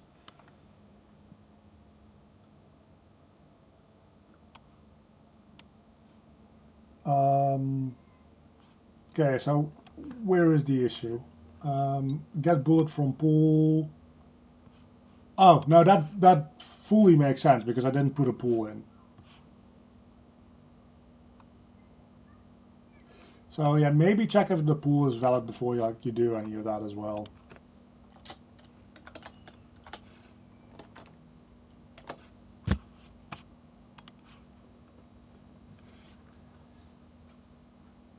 You know, sometimes defensive programming can be nice. Sometimes leaving that stuff out. You know, a crash is also feedback. And as long as it crashes for the developer and not the player, it's not necessarily like the worst thing to leave out, like defensive if statements. Is what I tell myself to sleep at night.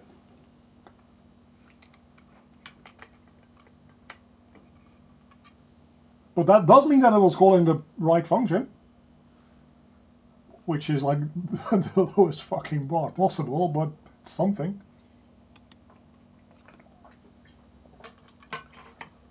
Well, let's try again.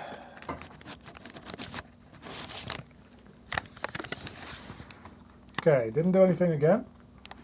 But I might have just not been... okay, it's also super off-centered. It's not spawning in anything. Because, obviously, I didn't put in a pool. So let's just fucking pool. Well, that's a dumb way to put it in, because now I'm not going to be able to see it, but...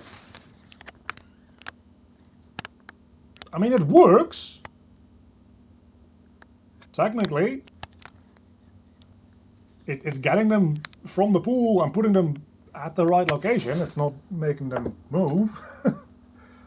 But that might just be because I put in way too low of a value. I think I put in like 100, but 100 might not be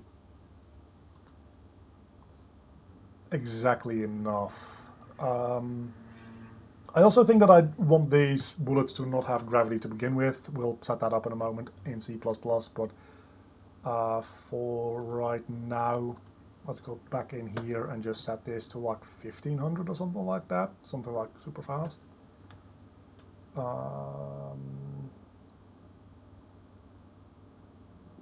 Yeah, so the speed is only 100. I think 100 is not that much for a like, projectile component. Okay, it does go in the wrong direction. So that's a thing, but that's probably because this mesh is in the wrong direction, right? This mesh is... I don't even know how any of that makes sense, but it probably should use the like meshes forward direction or some shit like that instead.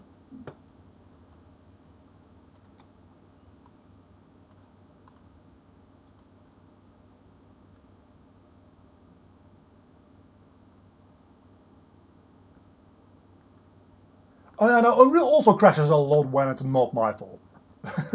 Like when I started using state trees specifically, they seem to have been made a lot more stable over the past like 2 releases. But when I started to like explore state trees, a lot of the time things just crashed, and at that point you're not sure like, okay, did I fuck something up or is Unreal just a piece of shit? No, in that case, state trees were just like very not stable. It's a lot better now.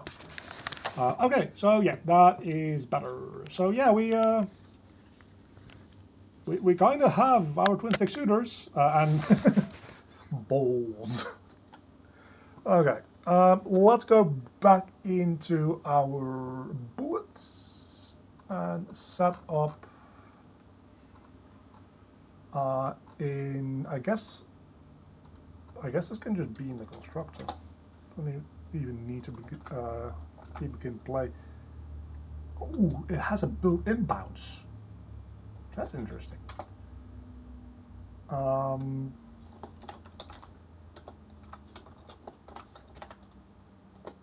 Let's get gravity. See, I want projectile gravity scale 0. I'll just live code that in. I mean, it works. Any programmer at about 60% completion. I wish we were 60% the way there. Somehow I kind of doubt it. Oh no, state trees are a lot better than they were. Like when I started like actually looking into them, it was like a year and a half ago.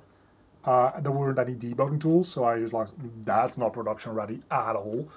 And when I started re-looking into them, it was like 6 or 5 months ago, and they crashed a lot. I think at the time it was like Unreal 5.2 or 5. start of 5.3. They weren't like particularly super stable. So if you're like in an early Unreal 5 version, like 5.1.2.3, maybe keep that in mind. But I'm now on like Unreal 5 4.4, and like I'm using state trees, if I can find them, for like all of my AI here. So like that, it's fine now. It's actively getting better. Like one of the bugs that they had was that you couldn't like update parameters in real time through like tasks for the longest time. Well, you could do that in the editor, but then the moment you package the game, it would crash because it couldn't properly like reference those parameters anymore. They fixed that like just like a month ago, so it's like still being improved. But at this point, I don't really experience like many crashes anymore. The state trees crash me as often as fucking Niagara does these days, which is still too often. But like even one crash sometimes feels like it's too often, so fucking I don't know.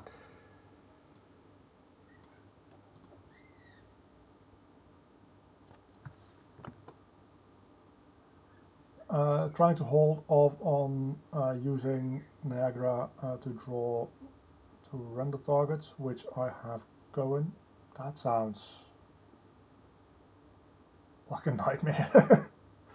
But when I use the material to draw a new RT of it, doesn't work. No documentation for that. Yeah, that seems like a wild ID. I mean, I like the ID, if I understand it correctly. So maybe 5.5 or even 5.6 coming soon will be stable. For state trees, I would argue that 5.4.4 seems pretty stable, but it's probably going to get like more stable as we go along. All that. Why do you still fucking fall? Why are you like this?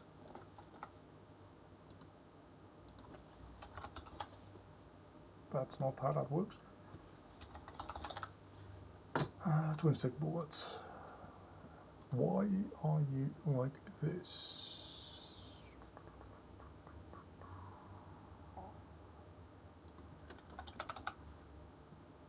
Projectile gravity scale. Did I just like not patch it in properly? I swear live coding doesn't actually work half the time. I'll just recompile. Have it your way. I'll use like 5 more seconds to recompile. It's okay. It's okay.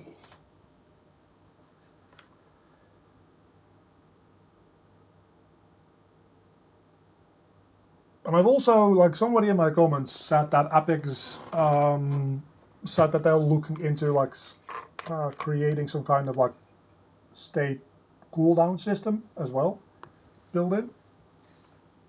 I have my own implementation for that now, and it's fine. Similar to the one that I show in my video series. And now that parameters work again, you can also like just set parameters for it, which works well enough. But if they just have their own like entry or like even just transition condition that just has like a cooldown or a timer to go with it, that would be fantastic, because that feels, for the exit conditions I can understand that maybe a little niche, like stay this long in this state and then leave. And that's not even like how a transition condition would work, by the way, so never mind. But for the entry condition, like after you've entered this state, you're not allowed to enter it again for X amount of time. Seems like a pretty like generally useful thing to do, to the point where it is a thing that you can do in behavior trees. Like it's a pre-existing thing in behavior trees. Just haven't done it in state trees yet, which is fucking wild. But hey, as long as that doesn't exist in state trees, that means that my video on it is going to get views, so I don't mind if they take their sweet fucking time with that. I would prefer the engine to be like more usable and more user-friendly at the end of the day, but if in the meantime I can get a couple of people to view my shit because of it, I won't turn that down. So yeah, we have the most boring twin-stick shooter in the universe now, but it is technically like we're moving with twin sticks and we're shooting stuff. So by definition, it is now in fact a twin stick shooter, and that makes me happy. What does not make me happy is now we need to actually like deactivate these bullets again, which is gonna be a thing. Actually not that big a deal, I don't think. We just overlap, do that, and then in begin play we just bind, right? Yeah, for that I'm gonna do it to begin play because, well, because this is entirely a C++ thing, technically the constructor should work for that.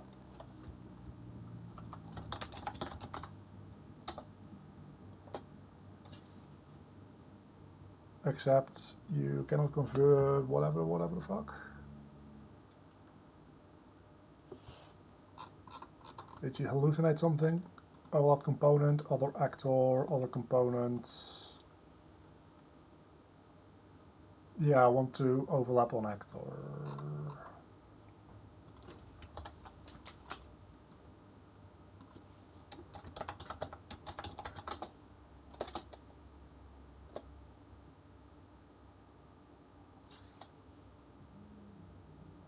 The signature for actor begin overlap again. Oh, it actually says there, doesn't it? Don't rely too much on AI, just fucking read.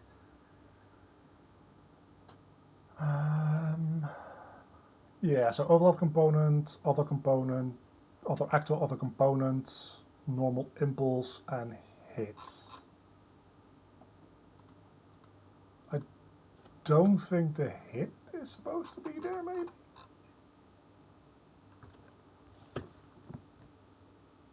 Cannot convert. So primitive component, a actor.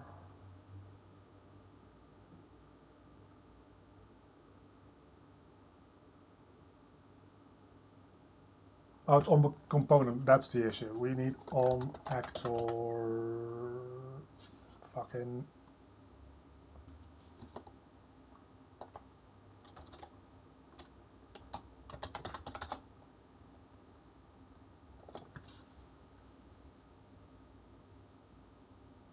Does that not? What the fuck? Unreal C++ component begin overlap signature.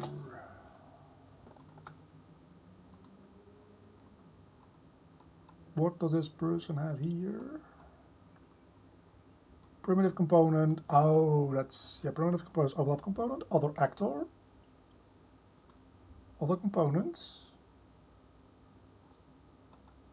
Oh, well, this is different, isn't it? Usually I do this in Blueprint because exactly this is tedious to set up in C++.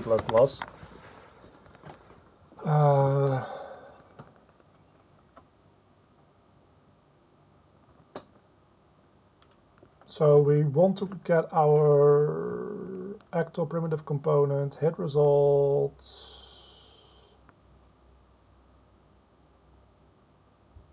because source function has, but target has 6.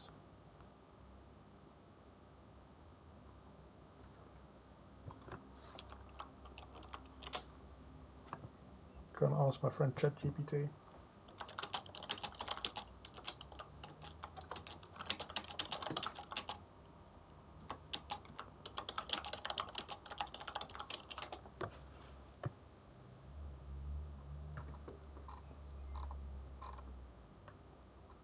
This has just overlapped actor and other actor. And I'm kind of okay with that, to be honest with you, so that's the wrong button. So if we just do this, it does need to be a U function specifically, because of the whole like binding thing.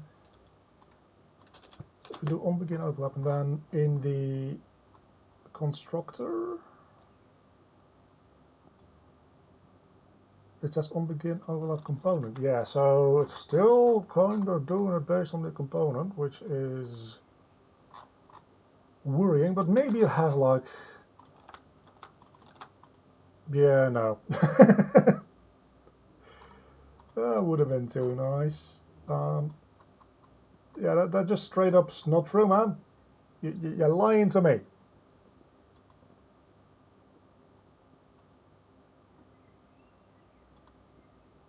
Yeah, fucking liar.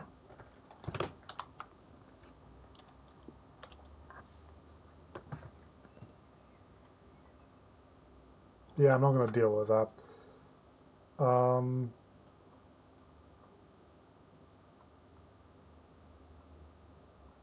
I had some other stuff for this. At some point, but I forget. Which is exactly why, again, I do this in Blueprint usually. Because that just has a... Oh, hey! Fucking somebody made a tutorial on this. So now I'm going to walk around. What a nice guy! Maybe I'll watch my own video on it. You would be surprised how many times that actually ends up happening, where I'm like, hey, let's Google this, and then I find my own video on the topic.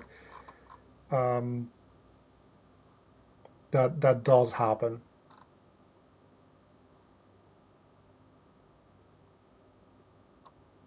So here we have the proper signature from somebody, at least as of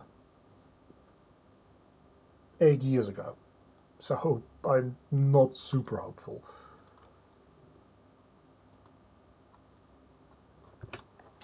Yeah, ChatGPT is literally the biggest fucking liar in the world when it comes to Unreal Engine. It's pretty good at like general code. And I think like Claude is specifically really good at coding. And then you've got like, not Deep Sky, Blue Sky, is it Deep? So the Chinese one is supposed to be like super good at it. I haven't really played around with that much, to be honest.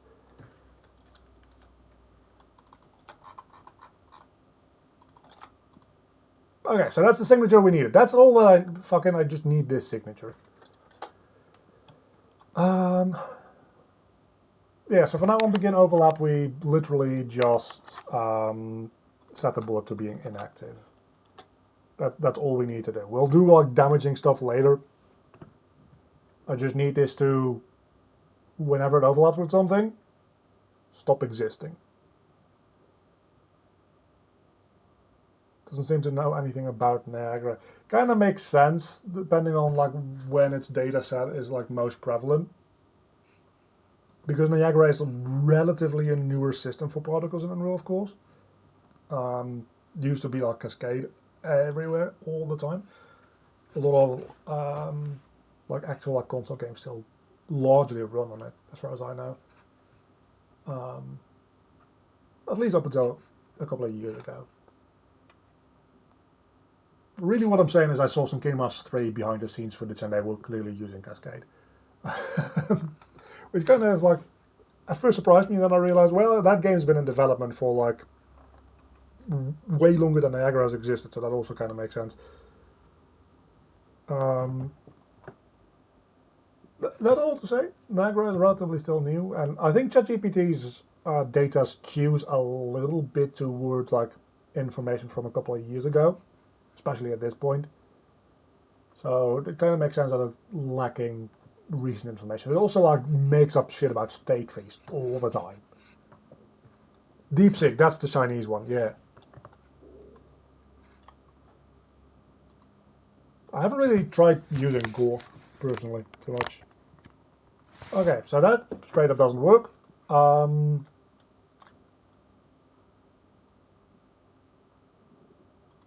wonder why.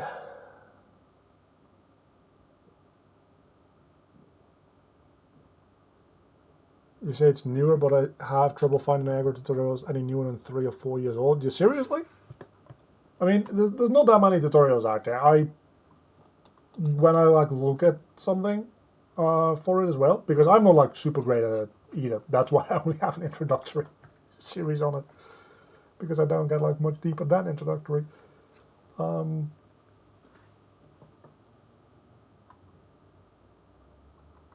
there isn't like a lot of like super in-depth content on it. I kind of like, yeah, I kind of agree with you there. Thinking about it.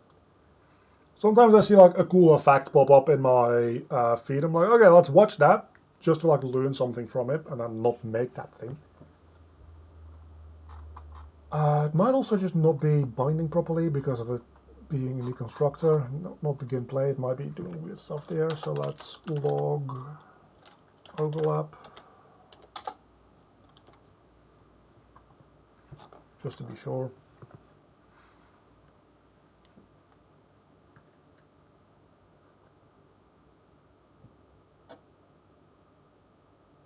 But yeah, Niagara is, I don't know, visual effects in general, just graphics in general are a thing.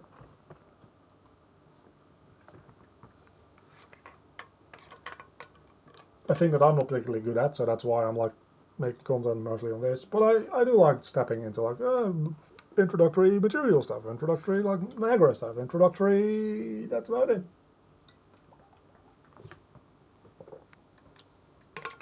There's a reason that I don't really make Blender tutorials anymore. Because I open Blender like 2 times every 5 months. So I have to relearn a lot of the Blender stuff every time I open it. Which kind of makes me think that at some point I should just sit down and do like a month of only using like Blender and making like a bunch of like character models. If I can muster up the focus for that, that is. Okay, let's dock this on layout so that I can actually see it. Okay, so it's not calling that thing at all,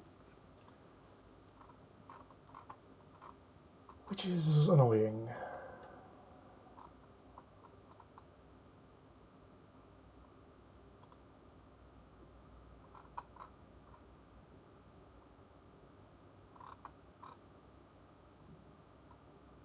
So this is where it is kind of annoying to do this entirely in C++, because otherwise I could just like go into its collision settings and see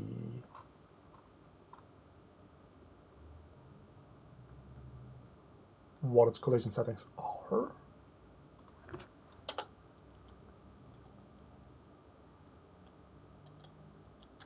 But I guess we can overlap everything. That's not how it works. Oh, that's, hold on.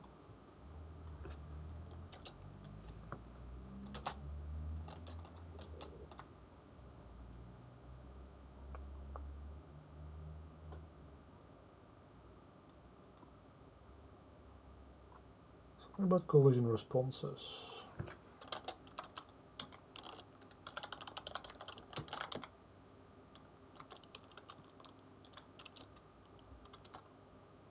Overlap and then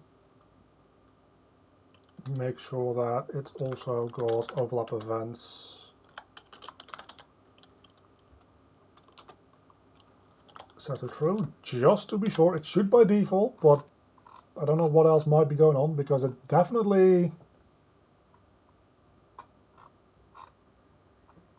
Oh, it might just not be... Hold on. It might be simpler than that. It might be a lot simpler than that. The radius might just be like too small. Let's set the radius to like 250.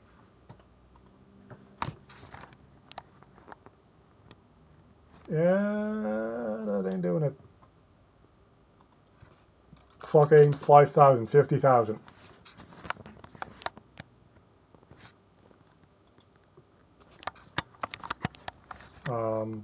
Hello, why can you not? There we go. Yeah, so it's definitely just not doing it.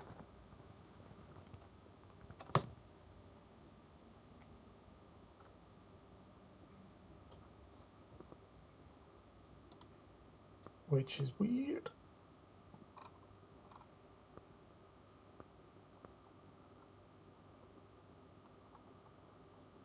I guess it doesn't need to have GUI and physics, technically.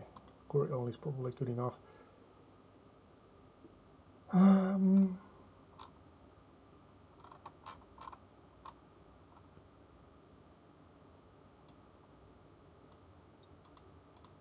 Yeah, so let's get rid of these. Right, yeah, those two. And no, this one can go away as well. And this is going to go into begin play, just to be sure. I don't think that should really matter, but here we are.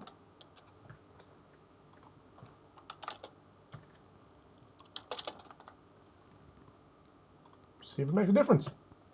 Experience YouTube game does like I spent a month making something awesome. Fucking wish I could make something in a month. Feel you there. I spent a month debugging this one piece of shit glitch that won't go away. I mean, there's also the fact that how often do YouTube game devs? Well, sometimes they do, admittedly, sometimes they don't. It's kind of like a sign of maybe doubt is a little bit. How often do they actually like provide downloads to what they make? Because if they don't provide a download to what they make, there's a very good chance that it actually kind of sucks.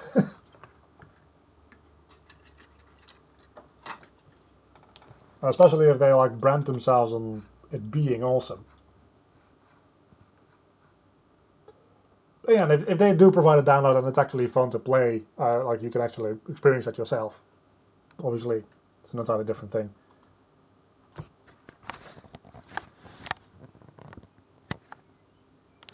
What the fuck? Oh, I know what the issue is. These things don't generate overlap events. That's the yeah. No, that makes sense. That's yeah. Cube. So it probably was fine in the constructor. It's just that these rules don't overlap event. Right? Nope. Still fucked. That didn't generate overlap events. It's really annoying that both parties have to generate overlap. It's still fucked! What the hell? I hate fucking overlap shit in Unreal, man.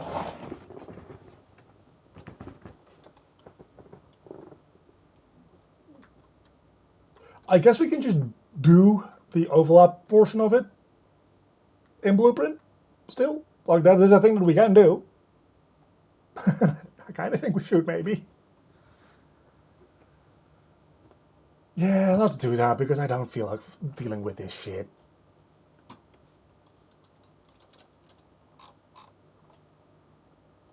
I don't know why it does this this way. But if we just go into the header file real quick. This is already blueprint callable, yeah. We can just get rid of this because fuck all that.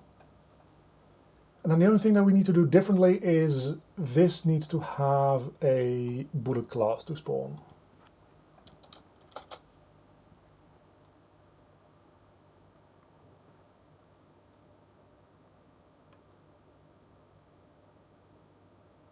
I think most game dev YouTubers that I've talked to are generally quite humble. That is true. Like most people that I see, like seem like nice people, because there's not like that much like YouTube-y, overly over the top clickbaity stuff. And even the YouTubers that I do see do that seem like they would like be nice people, fun to like work with and hang out with. So I think like the game dev YouTube space is actually like a pretty like nice community, to be honest with you. Like compared to like everybody trying to fucking be Mr. Beast outside of it. Like we don't really have that too much in YouTube game dev, and I like that.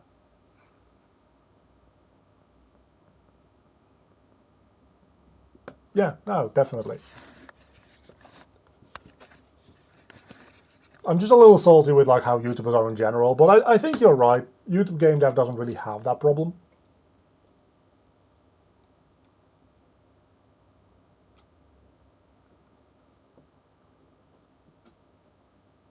I do think that like the format of like X devs make game in Y time is a little like But I also do it, right? I also do like play the algorithm and like do clickbaity stuff. So can't really fault people for doing what works. And if people are entertained by it, that's at the end of the day the most important part. I don't like love the format personally, but that's because it's kind of difficult to like follow along with as like side monitor content. But that's a me issue. Like I am 1000% aware of that. New property, edit anywhere.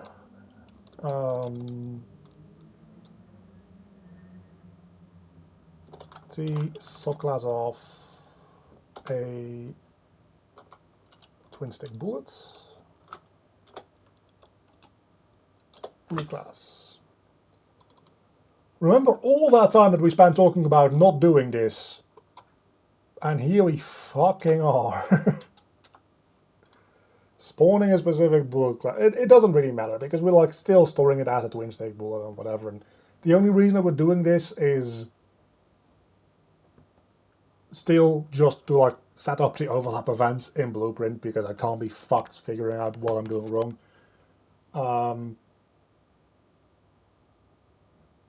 We're not going to make a bunch of different like bullet classes in Blueprint now as a result of this or anything.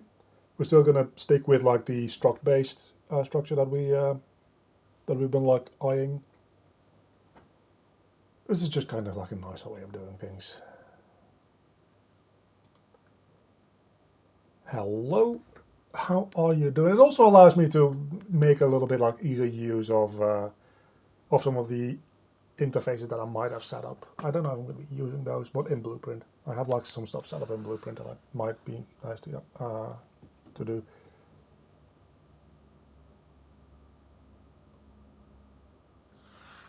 I don't watch game jams. I feel like you're doing things within 1 week. You're just doing the same basic stuff and not really stretching your capabilities. I mean, yes and no. To a certain extent, definitely, like you're doing the same. Like you're making prototypes over and over and over and over again. I think on like a technical level, you don't really experiment too much because you're doing the same technical stuff. You know that's not going to like crash the game. But from like a design perspective, like the game design side of things, and like experimentation with that, like a game jam, just like putting a very thorough like week or 2 weeks into something, and then being able to like move on from it and have taken a lesson from it is super valuable. But on like a technical, hey, I'm gonna like test myself from like a programming perspective or like a even like a graphics perspective or like whatever, like all that is you're not going to like learn a lot from that, I don't think, or like get anything out of that. It's just the same like basic setup stuff that you've probably done 1,000 times, but with like a lot of pressure.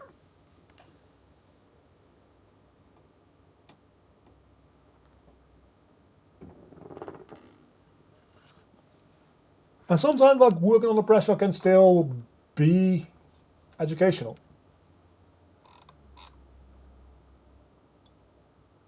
Where the fuck is my bullet manager? There we are. So yeah, that has the base bullet, which, I mean, I guess we need to make sure that that doesn't have like default values for any of this shit. I guess we have to make the mesh for this one smaller. So that's also kind of nice. We can like make this mesh smaller, that kind of stuff. That's fair. But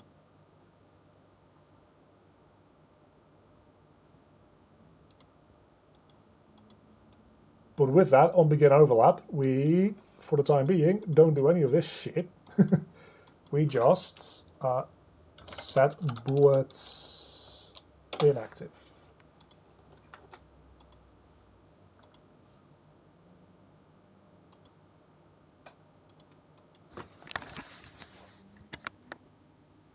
Of course, that's not gonna work. We need something with like actual collision. But we'll get there.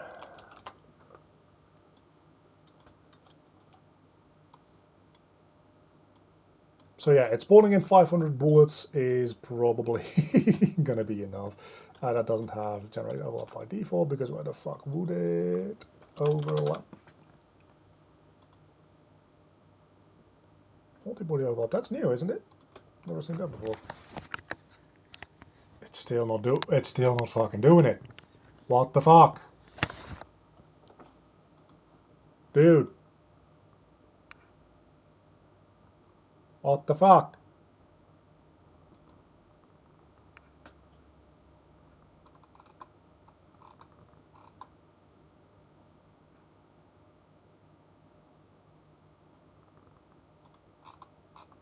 Am I going mad?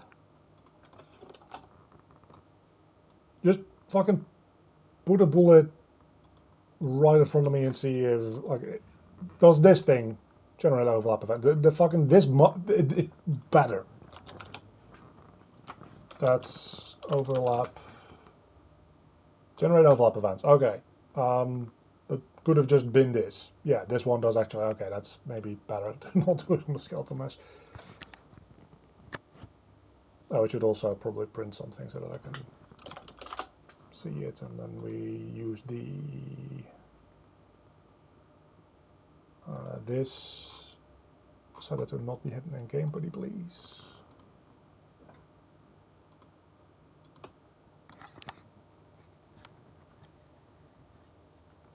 Okay, so that one died. But it also dies when it comes into contact. Okay, so it's specifically the ones that we spawn in are getting fucked up. So that's teaching us something. I just don't know what. Twin stick bullet.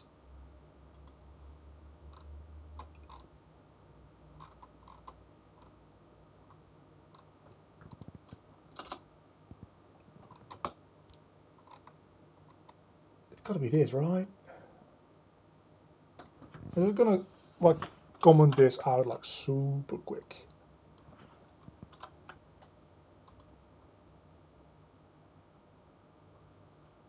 Just to check.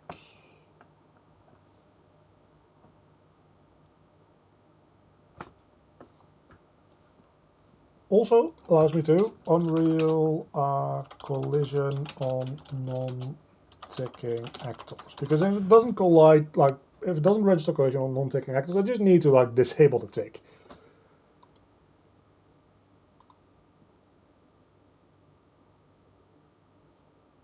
I don't want to ask ChatGPT because I don't trust it. In Unreal, when I set an actor to not tick, will it still generate overlap collision events? ChatGPT says yes, so the answer is probably no. If I had to guess. But we'll get to that in a moment. We can just brutally test this out. That seems like the better way to do things.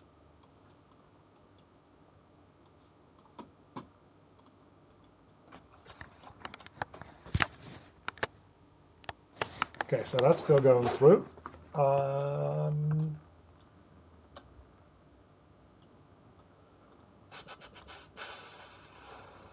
Fucking why?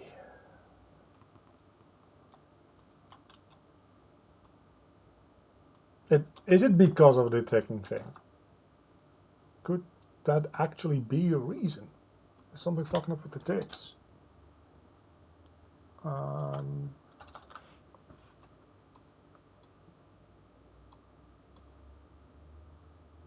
Let's say you're ticking.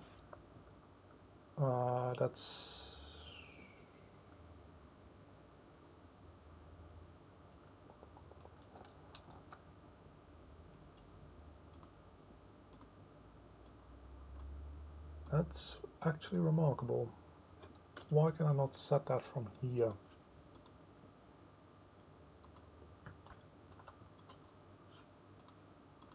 Because actors have like a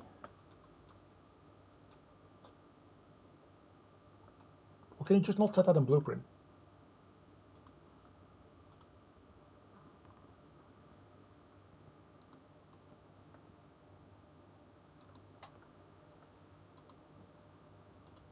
You might just not be able to set that in Blueprint. Hold on. Oh, that's the C++ class. I want to have the Blueprint version, please. That's bullet base, twin stick bullets.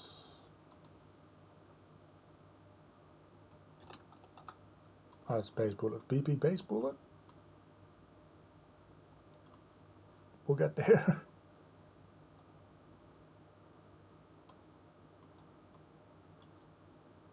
Yeah, okay, actor, oh, let's start with tick. So can you not?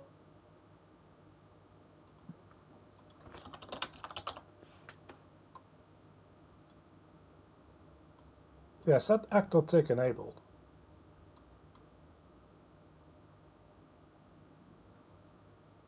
Is a thing you can do. I'm going to just...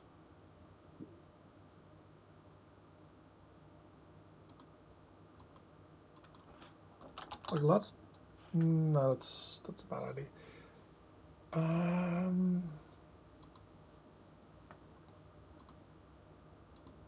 Trying to think of what the best way to like figure this out is.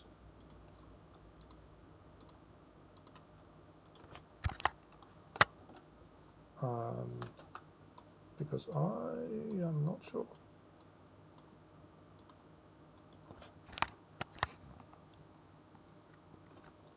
You see, that didn't do it. Overlap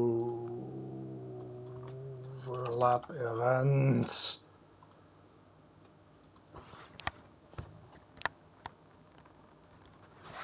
That killed both of them, didn't it? That killed neither of them still. This is still fucking doing some weird ass drifting shit. Which also seems to have my camera rotating around, which I don't love.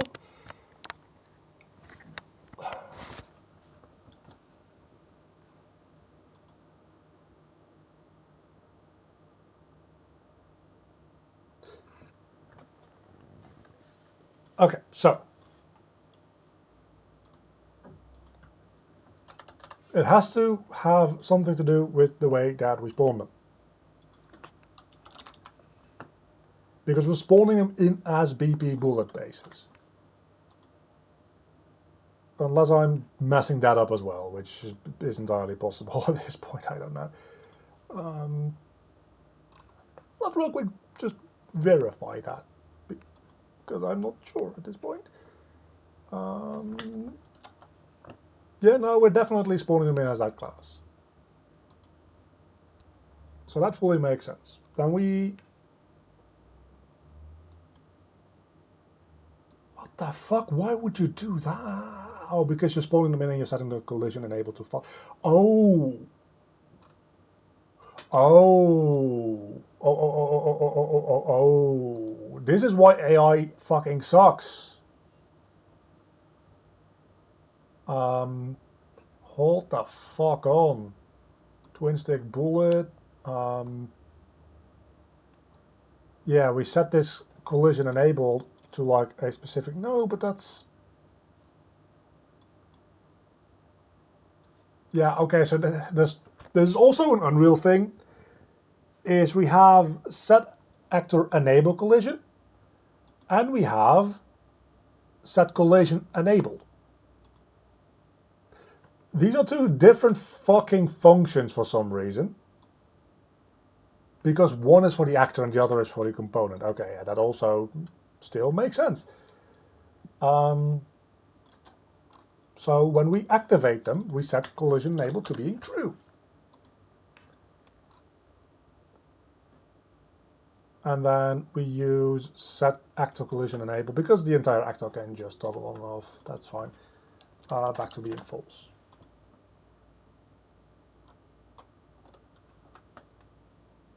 And we'll check the ticking thing in a moment as well. Now that we're testing this anyway. We're not going to be doing anything like too deep, making this functional today, because God knows my brain is not going to allow me to do that. So we'll just check whether or not if I make this thing like never tick to begin with.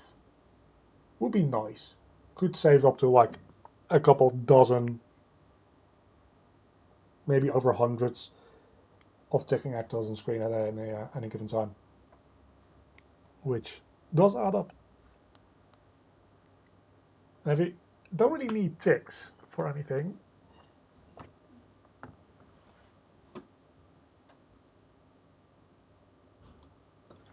might as well. Okay.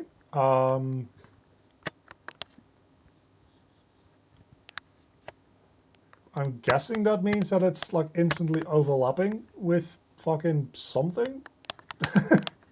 It also means that when they deactivate, they don't disappear.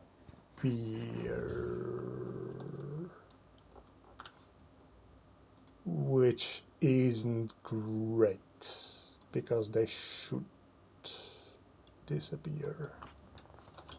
I have to imagine that's what's going on, right?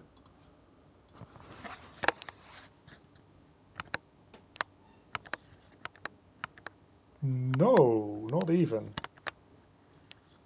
Okay, so when I spawn them in a wall, they actually do disappear. So why in the fuck do these not move now?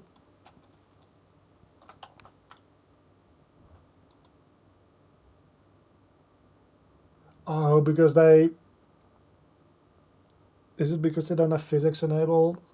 Did I fuck that up? Do they need physics enabled for the movement component to work? They probably do.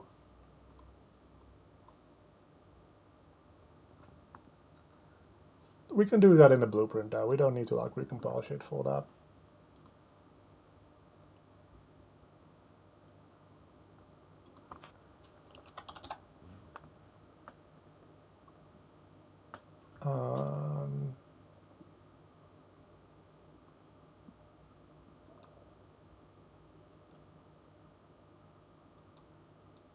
Yeah, no, that doesn't seem...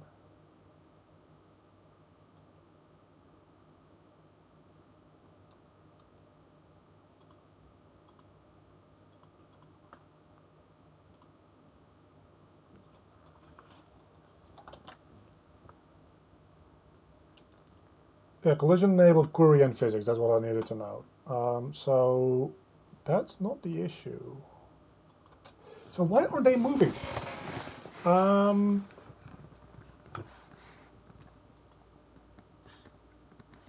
What the fuck?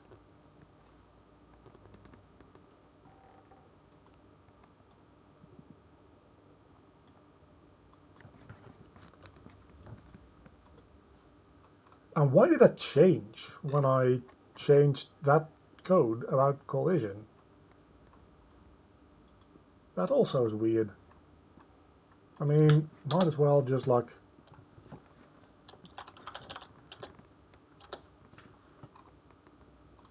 add those back in.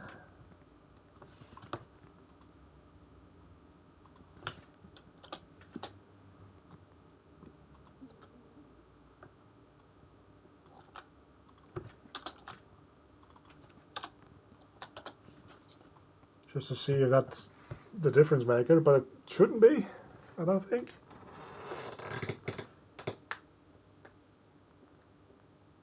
Yeah, surely not. Because I'm setting this after I set all that other stuff anyway. Well, it might like only apply all that at the end of the frame, to be fair, so...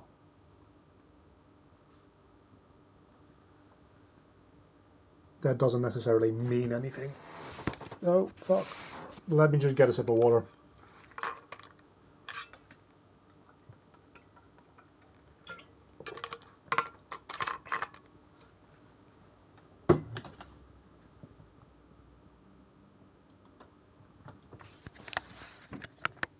Yeah, no. It just fucking refuses to move. What did I do to make them stop moving? What in the actual... I'm going to remove this again because this clearly wasn't it.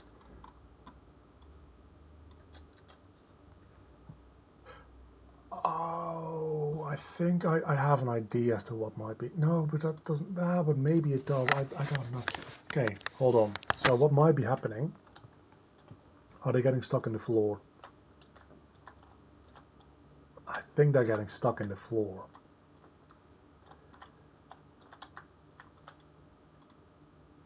I don't think that these meshes should have collision to begin with, to be fair. So we can just, again, this is why Blueprint is so nice, because you can just go, hey, mesh, hey, collision, hey, no, dumb. There we go.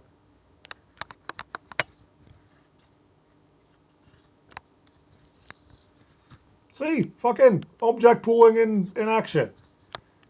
Oh, and now it's actually also overlapping with those. Okay, so those walls do have overlap. Sure. That wasn't the issue like ever.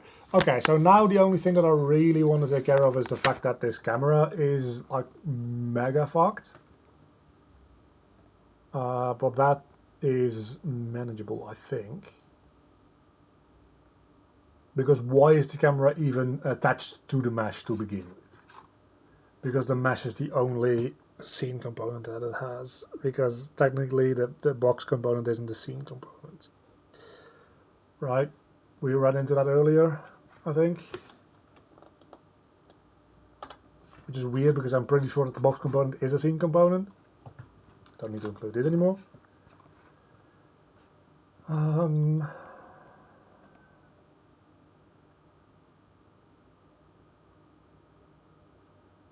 Yeah, let's go real quick into the pawn itself because I want to like double check this. You box component.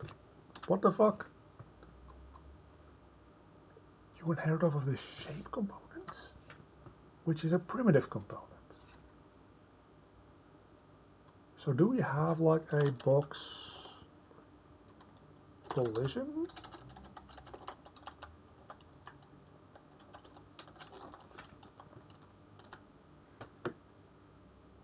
Surely.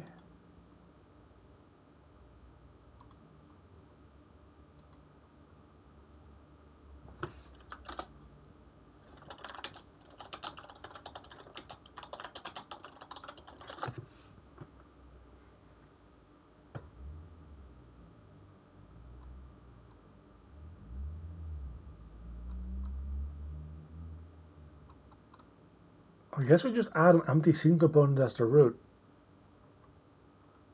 So that we can, yeah, that probably makes sense to begin with, to be honest with you. So just root U property, added defaults only, blueprint read only, sure, class U scene component, scene root.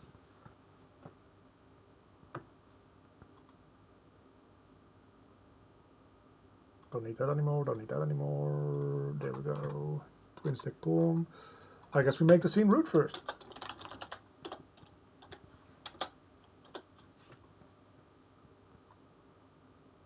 And then we set up this collision component to the root components. And then we set up the mesh to the root components. And then the camera should also now get set to the root component instead, because I already did that, but it defaults to the mesh because this isn't actually a component that it can like bind to, so it just finds the next one down the hierarchy, I guess.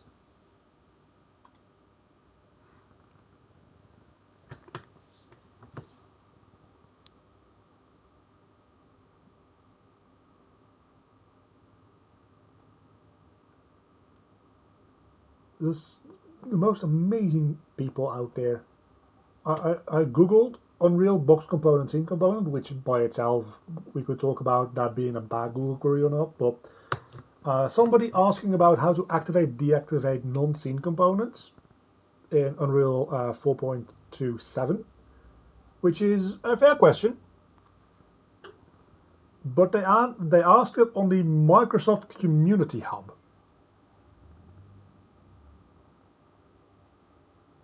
Unreal has its own forums. Reddit is a thing. Even Stack Overflow is a thing. Microsoft Community Hub, really? I mean, I guess if you get answers, it's fine, but why would you go there? Like, I guess unless it's specifically to do with like Xbox stuff, which it could be. I don't know. I didn't read it.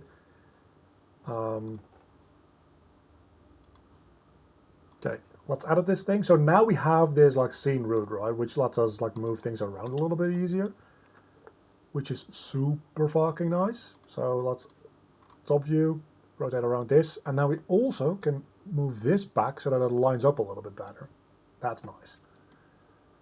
The mesh I don't care for, and then the camera, we look in perspective mode, can just be, yeah, kind of like that, to be honest. So that should not fix that at all. What the fuck? Because you still have your camera as a child of... What? Huh. That's interesting. I guess because this didn't technically like get reconstructed, it doesn't like rerun the constructor with the new components fully. But it does have a new scene component, so that doesn't actually... I don't fucking know. We delete this one. I said we delete this one. We delete this one. And now this one is the one that we're going to be using. I just need to make this possess by player 0 on begin play. Fucking issue solved. Fantastic. So yeah, we have twin stick shooter with pooled bullets that will delete themselves, which is ideal. Aside from I can just fly through walls. Because, oh no, fuck me. Okay. The collision component does need to be the root, because that's how the movement components work. They go off of your root component. Fuck. Okay. We can salvage that. We can salvage that. The collision component will be the root.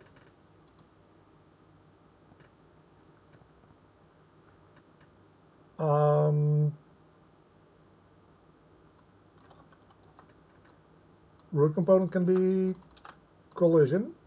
We'll make it work. We'll make it work. Don't you fucking worry for even a moment. Just need to switch a couple of things around, and then we set up this to the scene root. We'll set up attachment to the root components. Then everything else already sets up to the scene root, except that it doesn't, because the twin stick player sets up to the root component, but that'll be fixed now as well. Okay, so now the collision will actually be the root component, but it'll have a child that is the scene root, and everything else will be relative to that. Which still means that we'll have like a 0 point that we can move our components around. But the engine will use this for the collision. Like, this is the kind of stuff where I'm like, this is Unreal being Unreal. As in, it's actually Unreal that it can be this annoying at times. So that's game development. Okay, if this works, I'll consider today's stream to be a success. If this doesn't work, I'm just gonna go ahead and like cry or something. But it should work. I also should put like some light on, because it's like super dark in here now.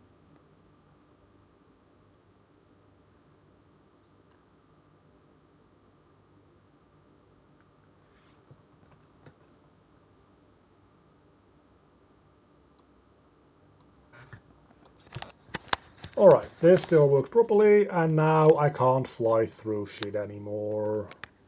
Perfect. Okay, so yeah, we have our twin stick shooter. It's a very basic one, but like from here on, we I guess need to like start making AI characters to shoot against.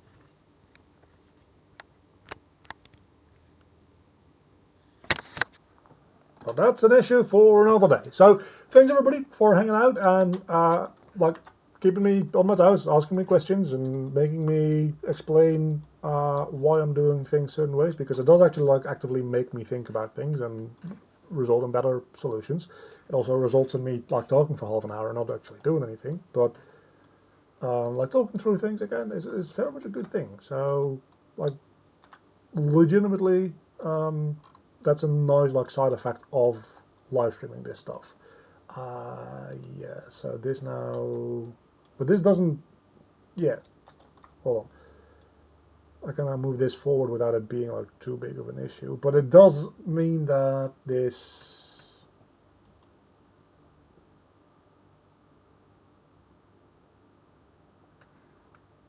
It now rotates around this point, right?